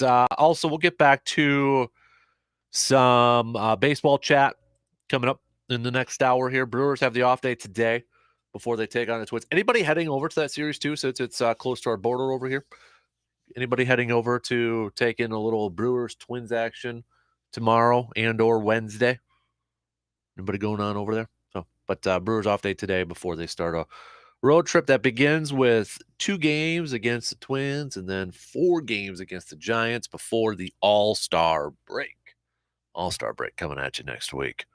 Just 2 Brewers going to the All-Star game as of now, unless something happens, player backs out, can't go or whatever. But Corbin Burns and Josh Hader, probably no big surprise. Probably a lot of people can make the case for Devin Williams. Should have gotten some consideration. But, I mean, is anybody willing to make the case that a position player from the Brewers should have been on there? Hey, let's hear it. If you got it, hit me up with some text, okay? You think a position player on this Brewers team deserves to be in the Midsummer Classic, the All-Star game? Let me know what you think, okay? Also, again, while you're there at our website, sportstalk1051.com, our fantasy football sign-up is up there now. Our fantasy football sign-up's up there too. So that's where you got to go. That's where you got to go to sign up. Want to remind you too, Kasper Classic coming up April 26th. I want to give a shout out to Princeton Valley for the Ultra Classic and and Kevin and all those fine people running the Ultra Classic on Saturday at Princeton Valley. It was a fun event. A lot of great people there. Almost beat. I don't know who won that putt contest, but I almost beat you. I got rimmed out a little bit there. It was close. It was close. Long distance putting right there. But big thanks to Kev, Parkridge, and the Princeton Valley crew for the Ultra Classic on Saturday. It was a good time there. But now we got the Kasper Classic coming up next month, August 26th. $90 per team. So if you want to get your 2-person team in, call Princeton Valley to get your team in right now. Just got another donation in the mail. Shout out if you're a bow hunter, HHA Sights. Yeah. Local company from Rapids. So they made a donation there too. And speaking of Backyard Dreams, well, we're going to be making another donation later on today. I'll have more details about that later on today and tomorrow morning. So, but got another donation coming. 2 in, 1 more to go. Stick around. We'll be back in just a couple minutes. Studs and duds time, people.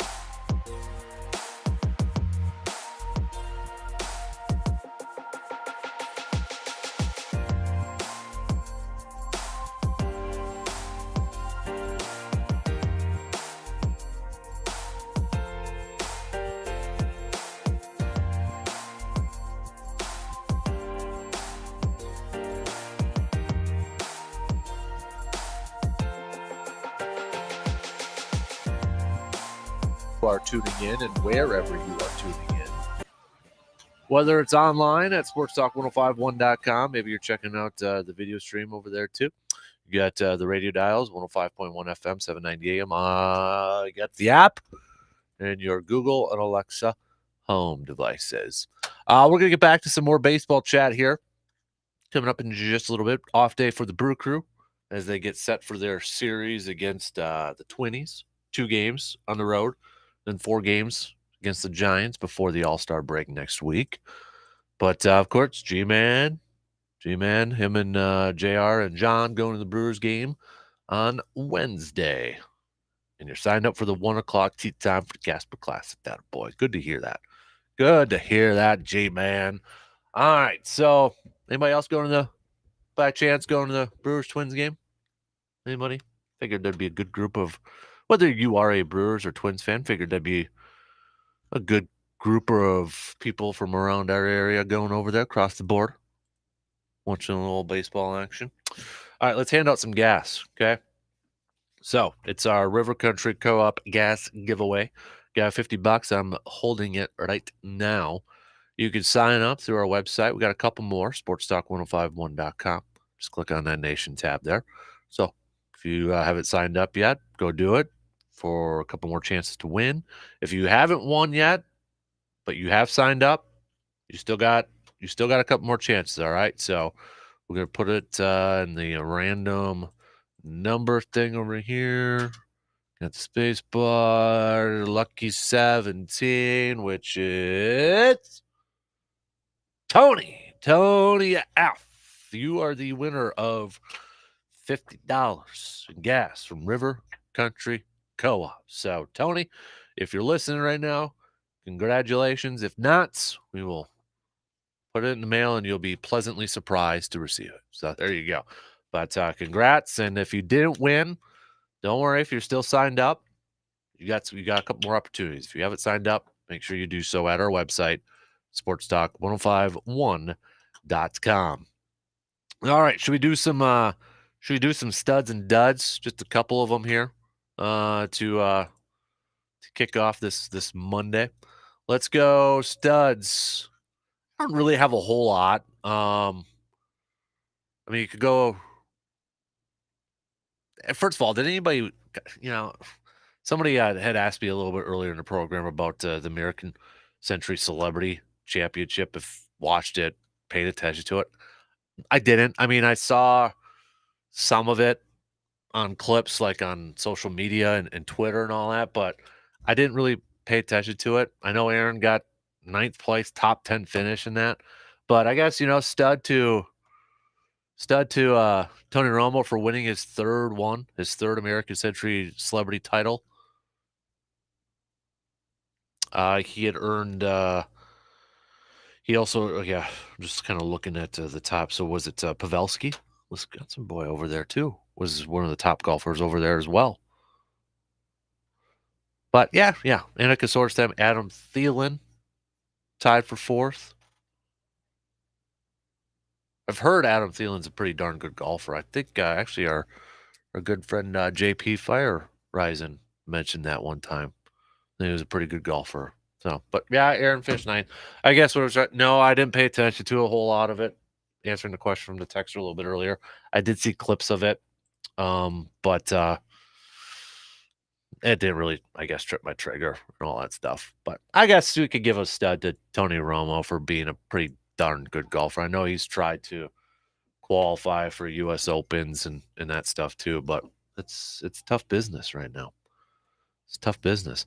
I could go stud with Djokovic winning Wimbledon. Right? 21st major?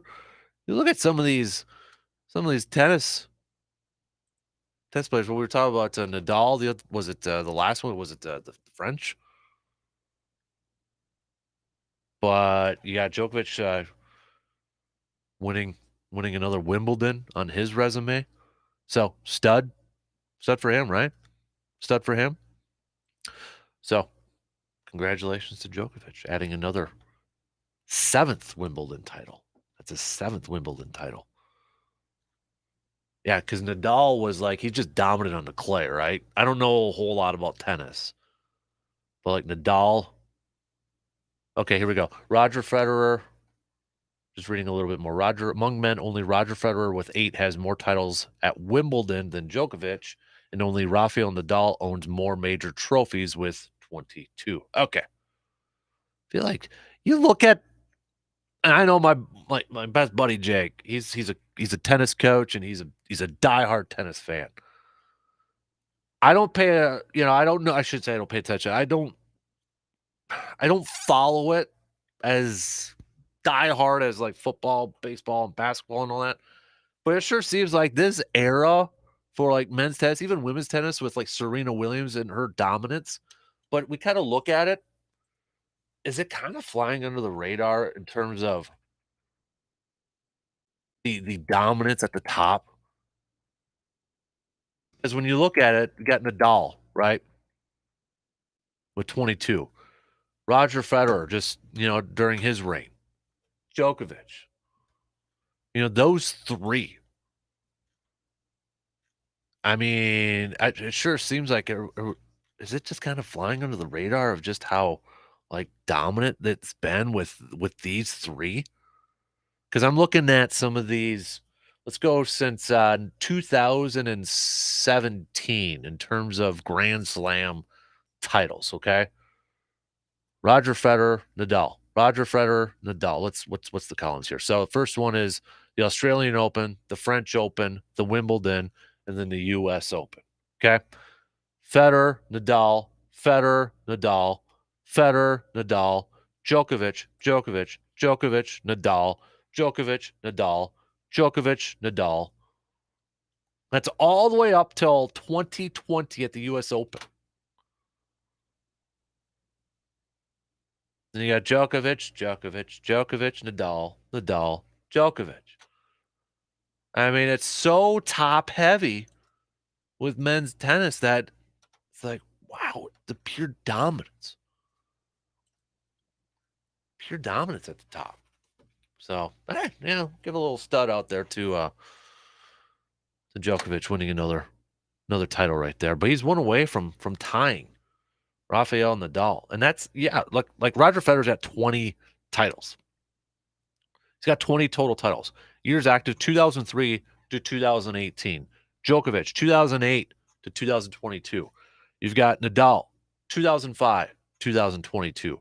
These three individuals, these three tennis players, okay, from starting in Federer 2003 to now, have won 63 Grand Slam singles. 63 from 2003 to 2022. These three individuals have accounted for 63. The next closest one for the most titles on here is Pete Sampras, and he never won a French Open.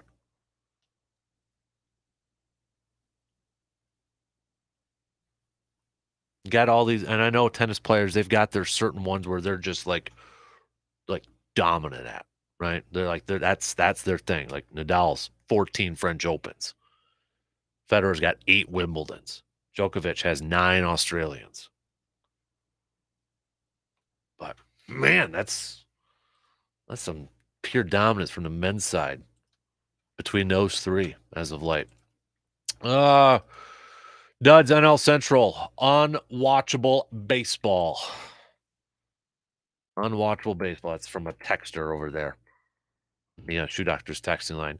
Yeah, I mean, you're looking at duds. I mean, I'd throw the Brewers on there if you want to kind of narrow it down, especially these last. I mean, you have 2 home series against the freaking Cubs and the Pittsburgh Pirates, okay? And I'm not trying to do this to pick on the Cubs or the Pirates, but I mean,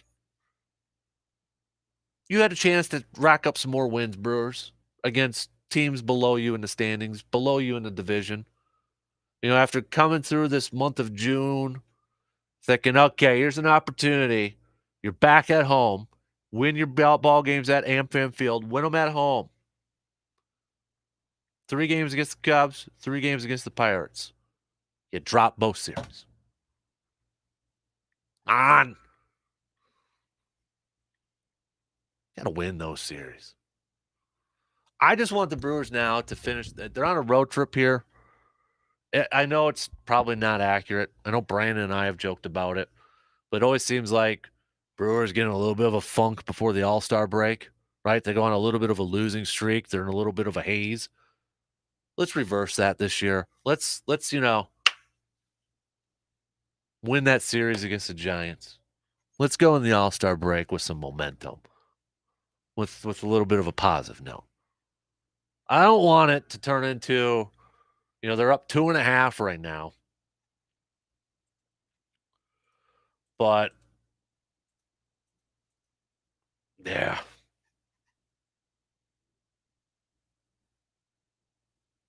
It was disappointing. It was just disappointing. But, hey, thank you, Cardinals, for still losing and allowing the Brewers to be up 2.5. Still in the division. Other than that, I don't have a whole lot of other, studs and duds. If I missed out on any, or if anybody else has anything else, you can text those babies on over, okay? 715-830-1912. Send those babies on over, okay? I'm sure I missed some, but yeah, I could throw duds on there too. My golf game on Saturday was not spectacular. I'm still struggling. I did not have a good time. I should say I didn't have a good time. I did not have any success fishing over on vacation, so I can say I'm a complete dud on that list there too. Man, the water levels are low. I don't know what it's like on some of these lakes, but the lakes that I was on, they are low and they were shallow. I kept getting, boat was kind of, motor was hitting it down there a little bit. And I was like, man alive, water levels were low. But no, my fishing game, it struggled a little bit on vacay, just like the golf game on Saturday too. I did golf whitetail for the very first time over in Colfax. I did golf that for the very first time. Was it not yesterday, but the Sunday before? I think it was before the 4th. I'm getting my days mixed up. That was the first time there. That was a cool course. Really tough greens. A few tough holes in there too. Really makes you think. Some tight quarters. Coach V would always say, when we were in golf, keep the big dog in the bag. And there's a few holes where you got to keep that big dog in the bag because there's not a lot of room for error off the tee. Whew. But yeah, it was a pretty cool course over there. So, all right, let's talk some more baseball. Brewers off day today.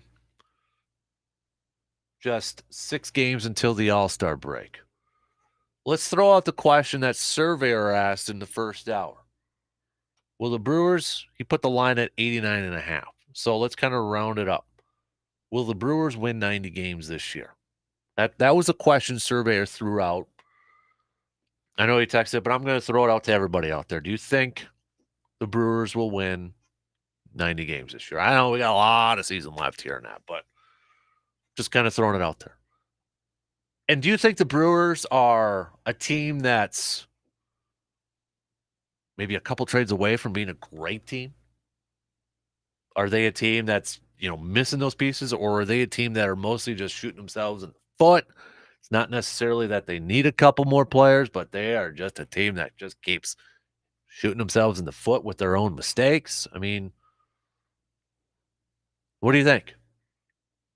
I think the Brewers are a good team. I don't think they're a great team. If I had to pick them to win, would I pick them to win the World Series right now? No. Does that mean that they can't? No. They can go on a run. They can get the momentum. We've seen it how many times in all of sports? We've seen it a lot in baseball. Cardinals, Nationals, Braves.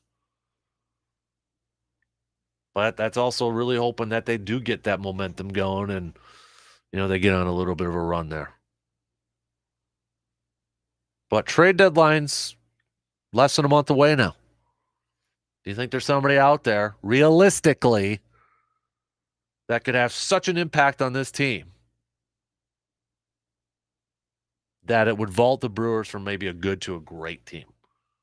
Or maybe a couple players out there. What do you think?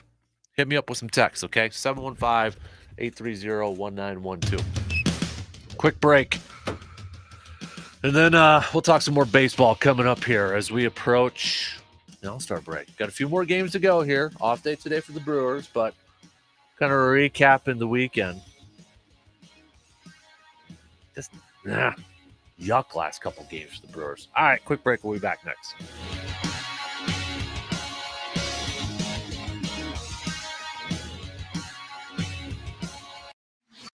Got a take on today's topics but can't call in? Then hit us up on Facebook, Twitter, or the text line and let your fingers do the talking.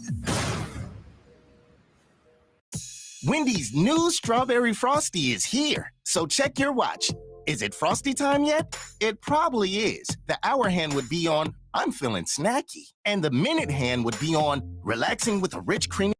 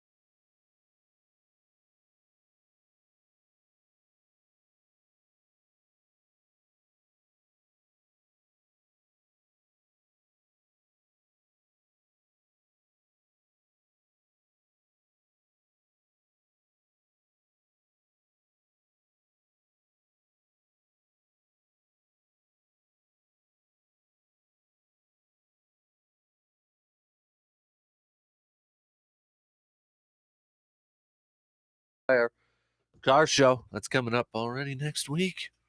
Yeah, July 20, what today's the 11th? Yeah, so next Wednesday.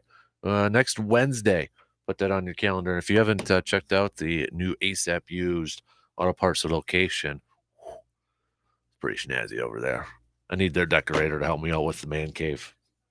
That's if you haven't checked it out, or if you have seen it, you know what I'm talking about. If you haven't seen it, do yourself a favor, check it out. So if you're looking for getting the oil changed, need some tires, need some batteries, or need to save some money on some auto parts, ASAP used auto parts.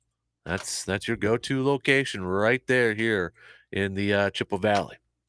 So check them on out. All right, let's talk some more baseball as we approach the bottom of the hour here. So the Brewers right now, 2.5 game lead in the NL Central against the Cardinals. Even with dropping both their series against the Cubs and the Pirates at home in Milwaukee, they still are up 2.5 on the Cardinals. They've got the off day today where they'll be going up against, or off day today and then starting a 2-game series where they'll be going up against the Minnesota Twins, who are leading the AL Central. And then they've got a 4-game date on the road with the Giants before they head into the All-Star break. We, in the first hour, talked a lot about the Brewers and, with the trade deadline on August 2nd. Are they a great team? Are they a good team? And a lot of you having thoughts different from all over the place. But I would say the majority of you have said that, one player is not going to make the difference. One trade isn't going to make the difference. And here's the thing, even if you make a trade, that doesn't mean that, it's like, that's going to vault them in there. How many times have we seen teams do that? Even the Brewers have tried doing that, and it hasn't worked. But you got to take those risks at times. And, I think a lot of fans maybe just want the Brewers to put themselves in a position, in a good spot to go on a little bit of a run at the end of the year. So, yeah, I would agree with the majority of you. I don't think one player is going to do that. But in the same breath, do I want another bat in the lineup? Another, consistent bat? Actually, let me rephrase this and let me throw it back out to you. Would you rather have, and this is I'm kind of taking it off of what Stetsonville Brad had texted a little bit earlier. Stetsonville wanted 300 hitters. So let me ask this. Throw it out there. Would you rather have the Brewers acquire a power bat? Let's say he's a 250 hitter, but the guy, he can hit some dingers. I could throw some names out there. But, low average, but the guy can hit some dingers. He's a power bat. Would you rather have that in the middle of your lineup? Or would you rather have the Brewers go after a guy who's maybe around 300, maybe he's in the 290s? He's got a few home runs in there, but he's not a power guy, but he's going to get, on base more consistently. What would you rather have, or what would you rather see the Brewers target if they were to target somebody by the trade deadline? A power bat? A guy that you would plug in at like that 3 or 4 spot? Batting 3 or batting cleanup? Or maybe a guy he could still put maybe in that 2 or 3 spot. He's not going to give you a lot of power, but he's going to get you on base. He's going to, maybe get you some doubles. Maybe like a Jonathan Lucroy type of hitter when he was in his prime with the Brewers. Remember? Kind of just like a doubles machine. Would you rather have like a Jonathan Lucroy prime at bat or that power bat? We heard the comments from from Christian Yelich and a couple others after the game yesterday, talking about them not getting that one hit, just that one hit, that big time hit when it comes to, 2 outs or bases loaded and not able to get that hit. So would you rather see that from a guy who's maybe about 250, but He's got, well, let's say 20-some home runs already this year, or a guy who's batting around 300 and maybe he's got 8 home runs. I don't know. What do you think? What do you think the Brewers need more? If you can only pick one, that's the thing, too. You can only pick one. I mean, we've seen this Brewers team display the home run ball, right? We've seen them, for earlier parts in the season be the best or at least lead the majors in home runs. They're not they're still top 10, but they're not up there with kind of like a back and forth with them, the Yankees and was it the Astros? They're still top 10, but they're not, top 2, top 3 like they were in the early part of the season. But they've displayed, I mean, Willie Adames got 17 dingers, Rowdy Tellez. So they've displayed the Powerball. They're now, let me see where they're at here. Where are they currently ranked? They're 4th right now. Yankees are first in home runs at 146. Atlanta second, 133. Houston, 124. Brewers, 119. And you got Philly and Toronto round up the top 5. Minnesota's at 111, just on the outside. So I mean they've displayed the power. I think I would. I don't know. I'd rather have the 300 hitter. I'm going to kind of agree with Stetsonville Brad. I want some more consistency in there. I want a guy that you've got confidence in that he's going to get on base, that he's going to move some guys around. He's got runners on the corners or something like that, you got a guy up there that he can put the ball in play and maybe get that run in or maybe move the runner over to third. I kind of want that. That would be my biggest priority.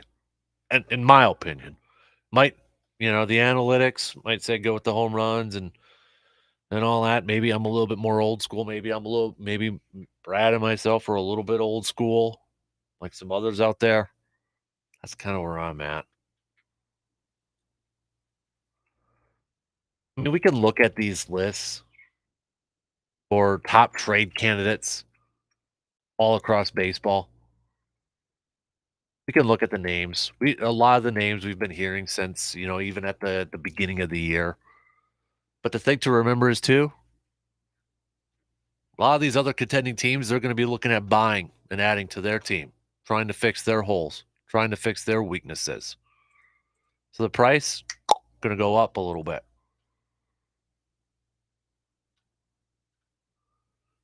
I mean, some of the names, Wilson Contreras has been a popular name. Brewers going to go up? No, I'm not going to go there. Well, they don't. No, probably not going to happen. Maybe looking at an outfielder.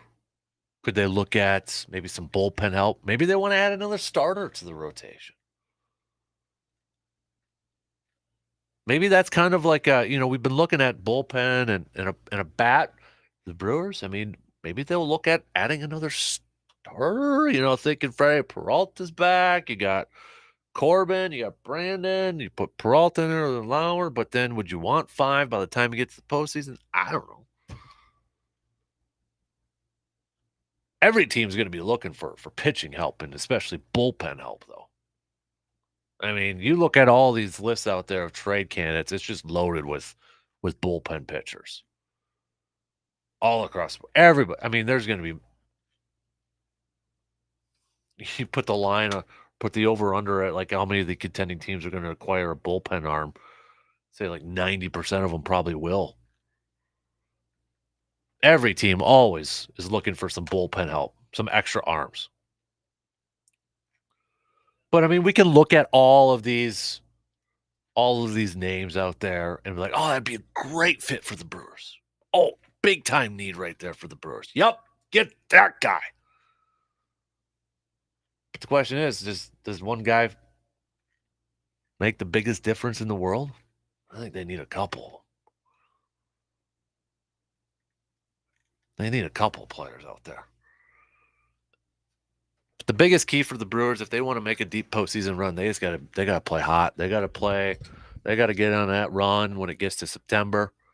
Got to go on a little bit of run, get some momentum going, get into the postseason, playing with a lot of confidence, playing with a lot of mojo. You know, they've got a couple of starters that they can lean on, Burnsy and Woodruff. They hand that ball off with a lead to their 8th and 9th inning. You're feeling pretty darn good that you're going to come away with a W. It's not 100% of a guarantee, but you're feeling pretty good that you're going to get a win when you hand over the ball to Devin Williams and Josh Hader, right? You're confident. If the Brewers can just get some confidence, some mojo, get on that streak, get on that hot streak in September, ride into the postseason, then who knows what can happen. But there's still, I don't know. Just feels like there's just something missing. Like I feel like, and maybe I'm just being too optimistic in this, it just feels like they're close. I don't want to be like a Debbie Downer and say, oh, this team sucks and they're not going to do anything. No, I mean, come on, no. No. I feel like they're just like, oh, there's like maybe just a couple things away, like just a couple players or just, I don't know. It just feels like they're right on the edge. They're right on the edge. And it's like, you know, pushing a boulder over the edge. But you're at that point now, you're just like, you can't get it. You can't push it all the way.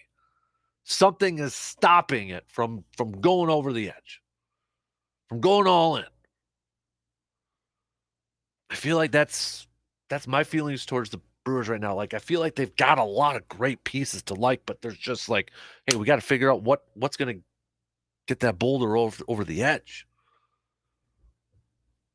What's the hang up here?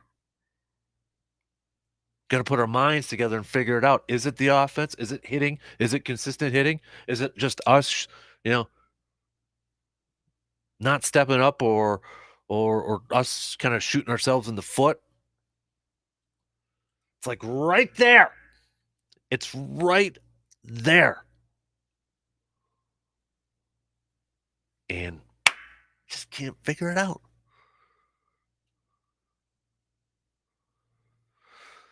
I don't know. Maybe, again, that's just me being super optimistic with everything. But, or maybe you might be saying, well, that's not being super optimistic. But I know there's a lot of people out there like, this team ain't going to do anything this year. They're not going to win it this year. They're not going to do it. And you know what? You might be right. But not going to stop me from rooting them on and hoping that they can go far in the postseason and get that W. Never know. Could happen. We've seen weirder things in all the sports. Speaking of the Brewers, I just saw this. Our good friend Will Salmon, who's been on our program multiple times, Brewers Insider, no longer a Brewers Insider. He's covering the Mets now, going over to the Mets. So congrats to Will over there. So that's a big loss for Brewers coverage over there. But he's going home, he said. Going home and covering the Mets. Don't take David Stearns with you, though, Will. Okay? Don't take him with you. All right, we got to take our final break here. Final break for this Monday morning. I'll see if we got any texts sitting in there and all that good stuff. But we'll cover the bases, hit on some stuff that we may have missed or kind of want to revisit here. Yes, I know I had a texter earlier ask about the open picks. Get to those, a little bit later on in the week, like tomorrow or Wednesday. But, yeah, final major, the golf world coming up, the Open, St. Andrews, the old course, Tiger. Probably the last time we'll see Tiger for this golf season. You going to be able to do anything? Make a bit of a run at it? I don't know. But this will probably be the last time we see Tiger on the golf course for this season, I think, unless he's got something else planned. But final major of the year. So, all right. Final break. Last call for some texts. Last call for some studs and duds lists. Hit me up. 715-830-1912. We'll be back in just a few minutes. You're listening to The Dan Kasper Show. DQ presents the sound of a summer double play. It's the sound of drumstick pieces and peanuts combined with world-famous soft serve to make 2 all-star treats. The drumstick with peanuts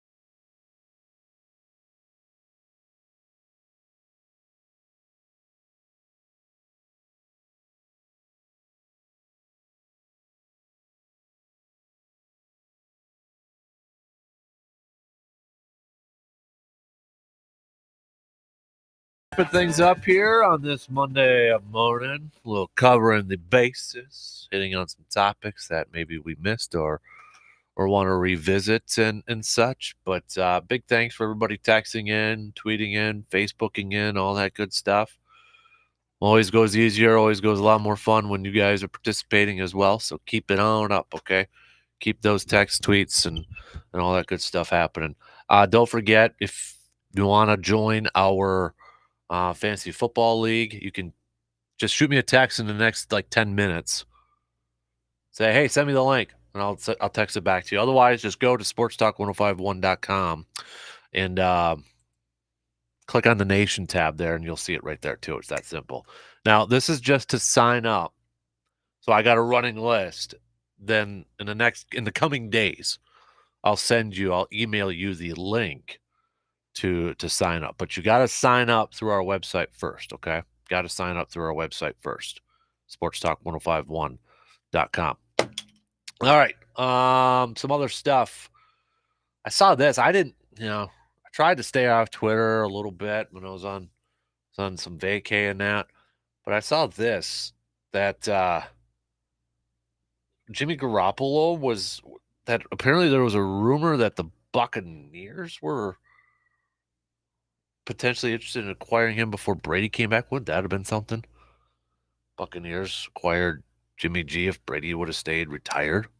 That would have been something there. But I got to imagine, Baker Mayfield just got traded last week. I know you guys probably mentioned that a little bit. But now that, Jimmy G's out there and teams are starting to gear up for training camp, who's the match for Jimmy G? Tom Pelissero said this morning that the expectation within the NFL continues to be that Garoppolo is traded by the end of the month. So, okay, few weeks yet, a couple weeks here. Who is left out there that would, if they acquired Jimmy G, I'm just trying to think, like Seattle? But would San Francisco trade him within the division to Seattle? It's happened before. Donovan McNabb being, I think, the recent example. But if the 49ers still believe that Jimmy G's got something left to offer, that he could be a quarterback that can take it to the Super Bowl, would they make that move? Or maybe the price would be a little bit higher? I don't know. I'm trying to think of what other teams out there would be a good fit for Jimmy G. Maybe the Browns are kind of like, hey, can you NFL figure out what's going on with Deshaun Watson? But then would they trade do they have anything left to trade for Jimmy G and then have him for a year or whatever that would be? I don't know, but it's like Arizona, no. Would Atlanta do it? I don't think so. Baltimore, no. Buffalo, no. I guess can you completely count out Carolina? Sam Darnold, Baker Mayfield, man. I don't know. Cincinnati, no. Chicago, I don't think so. Dallas, no. Denver, no. With Detroit, I don't think they would do it. Maybe Houston. Packers, no. Colts, no. Jacksonville, no. Rams, no. Soda, no. Chiefs, no. Raiders, no. Maybe the Saints, if they're not sold on Winston. Could it be the Saints? Giants, Daniel Jones, possibly. Maybe if they're not sold on Daniel Jones over there. Chargers, no. Dolphins, that's kind of an intriguing one to me because, McDaniel's the head coach over there. Came over from San Francisco, offensive coordinator over there. If Jimmy G became available, he is available, but, if they, I think Miami makes that move, and that tells you that they're not 100% sold on Tua. Philly, maybe, if, Philly fan Dave, if you're listening, Jimmy G and Philly Green over Jalen Hurts. Patriots, no. Mentioned Seattle Jets. Surprised nobody mentioned Zach Wilson on Studs and Duds. If you don't know what I'm talking about, look it up. Just saying, dude hooked up with his mom's best friend, apparently. And a lot of football players on Twitter are out there giving him a thumbs up. Tampa Bay, we just kind of mentioned there, but that'd be awkward with Brady and that. Maybe if it was for next year, possibly. Pittsburgh, no. Kenny Pickett, they got in the first round. They got Trubisky now. Washington, no, they just trade for Carson Wentz. Titans, maybe. I don't think so. I think they're going to ride with Tannehill and Willis. So I don't know. It'd be interesting to see what teams would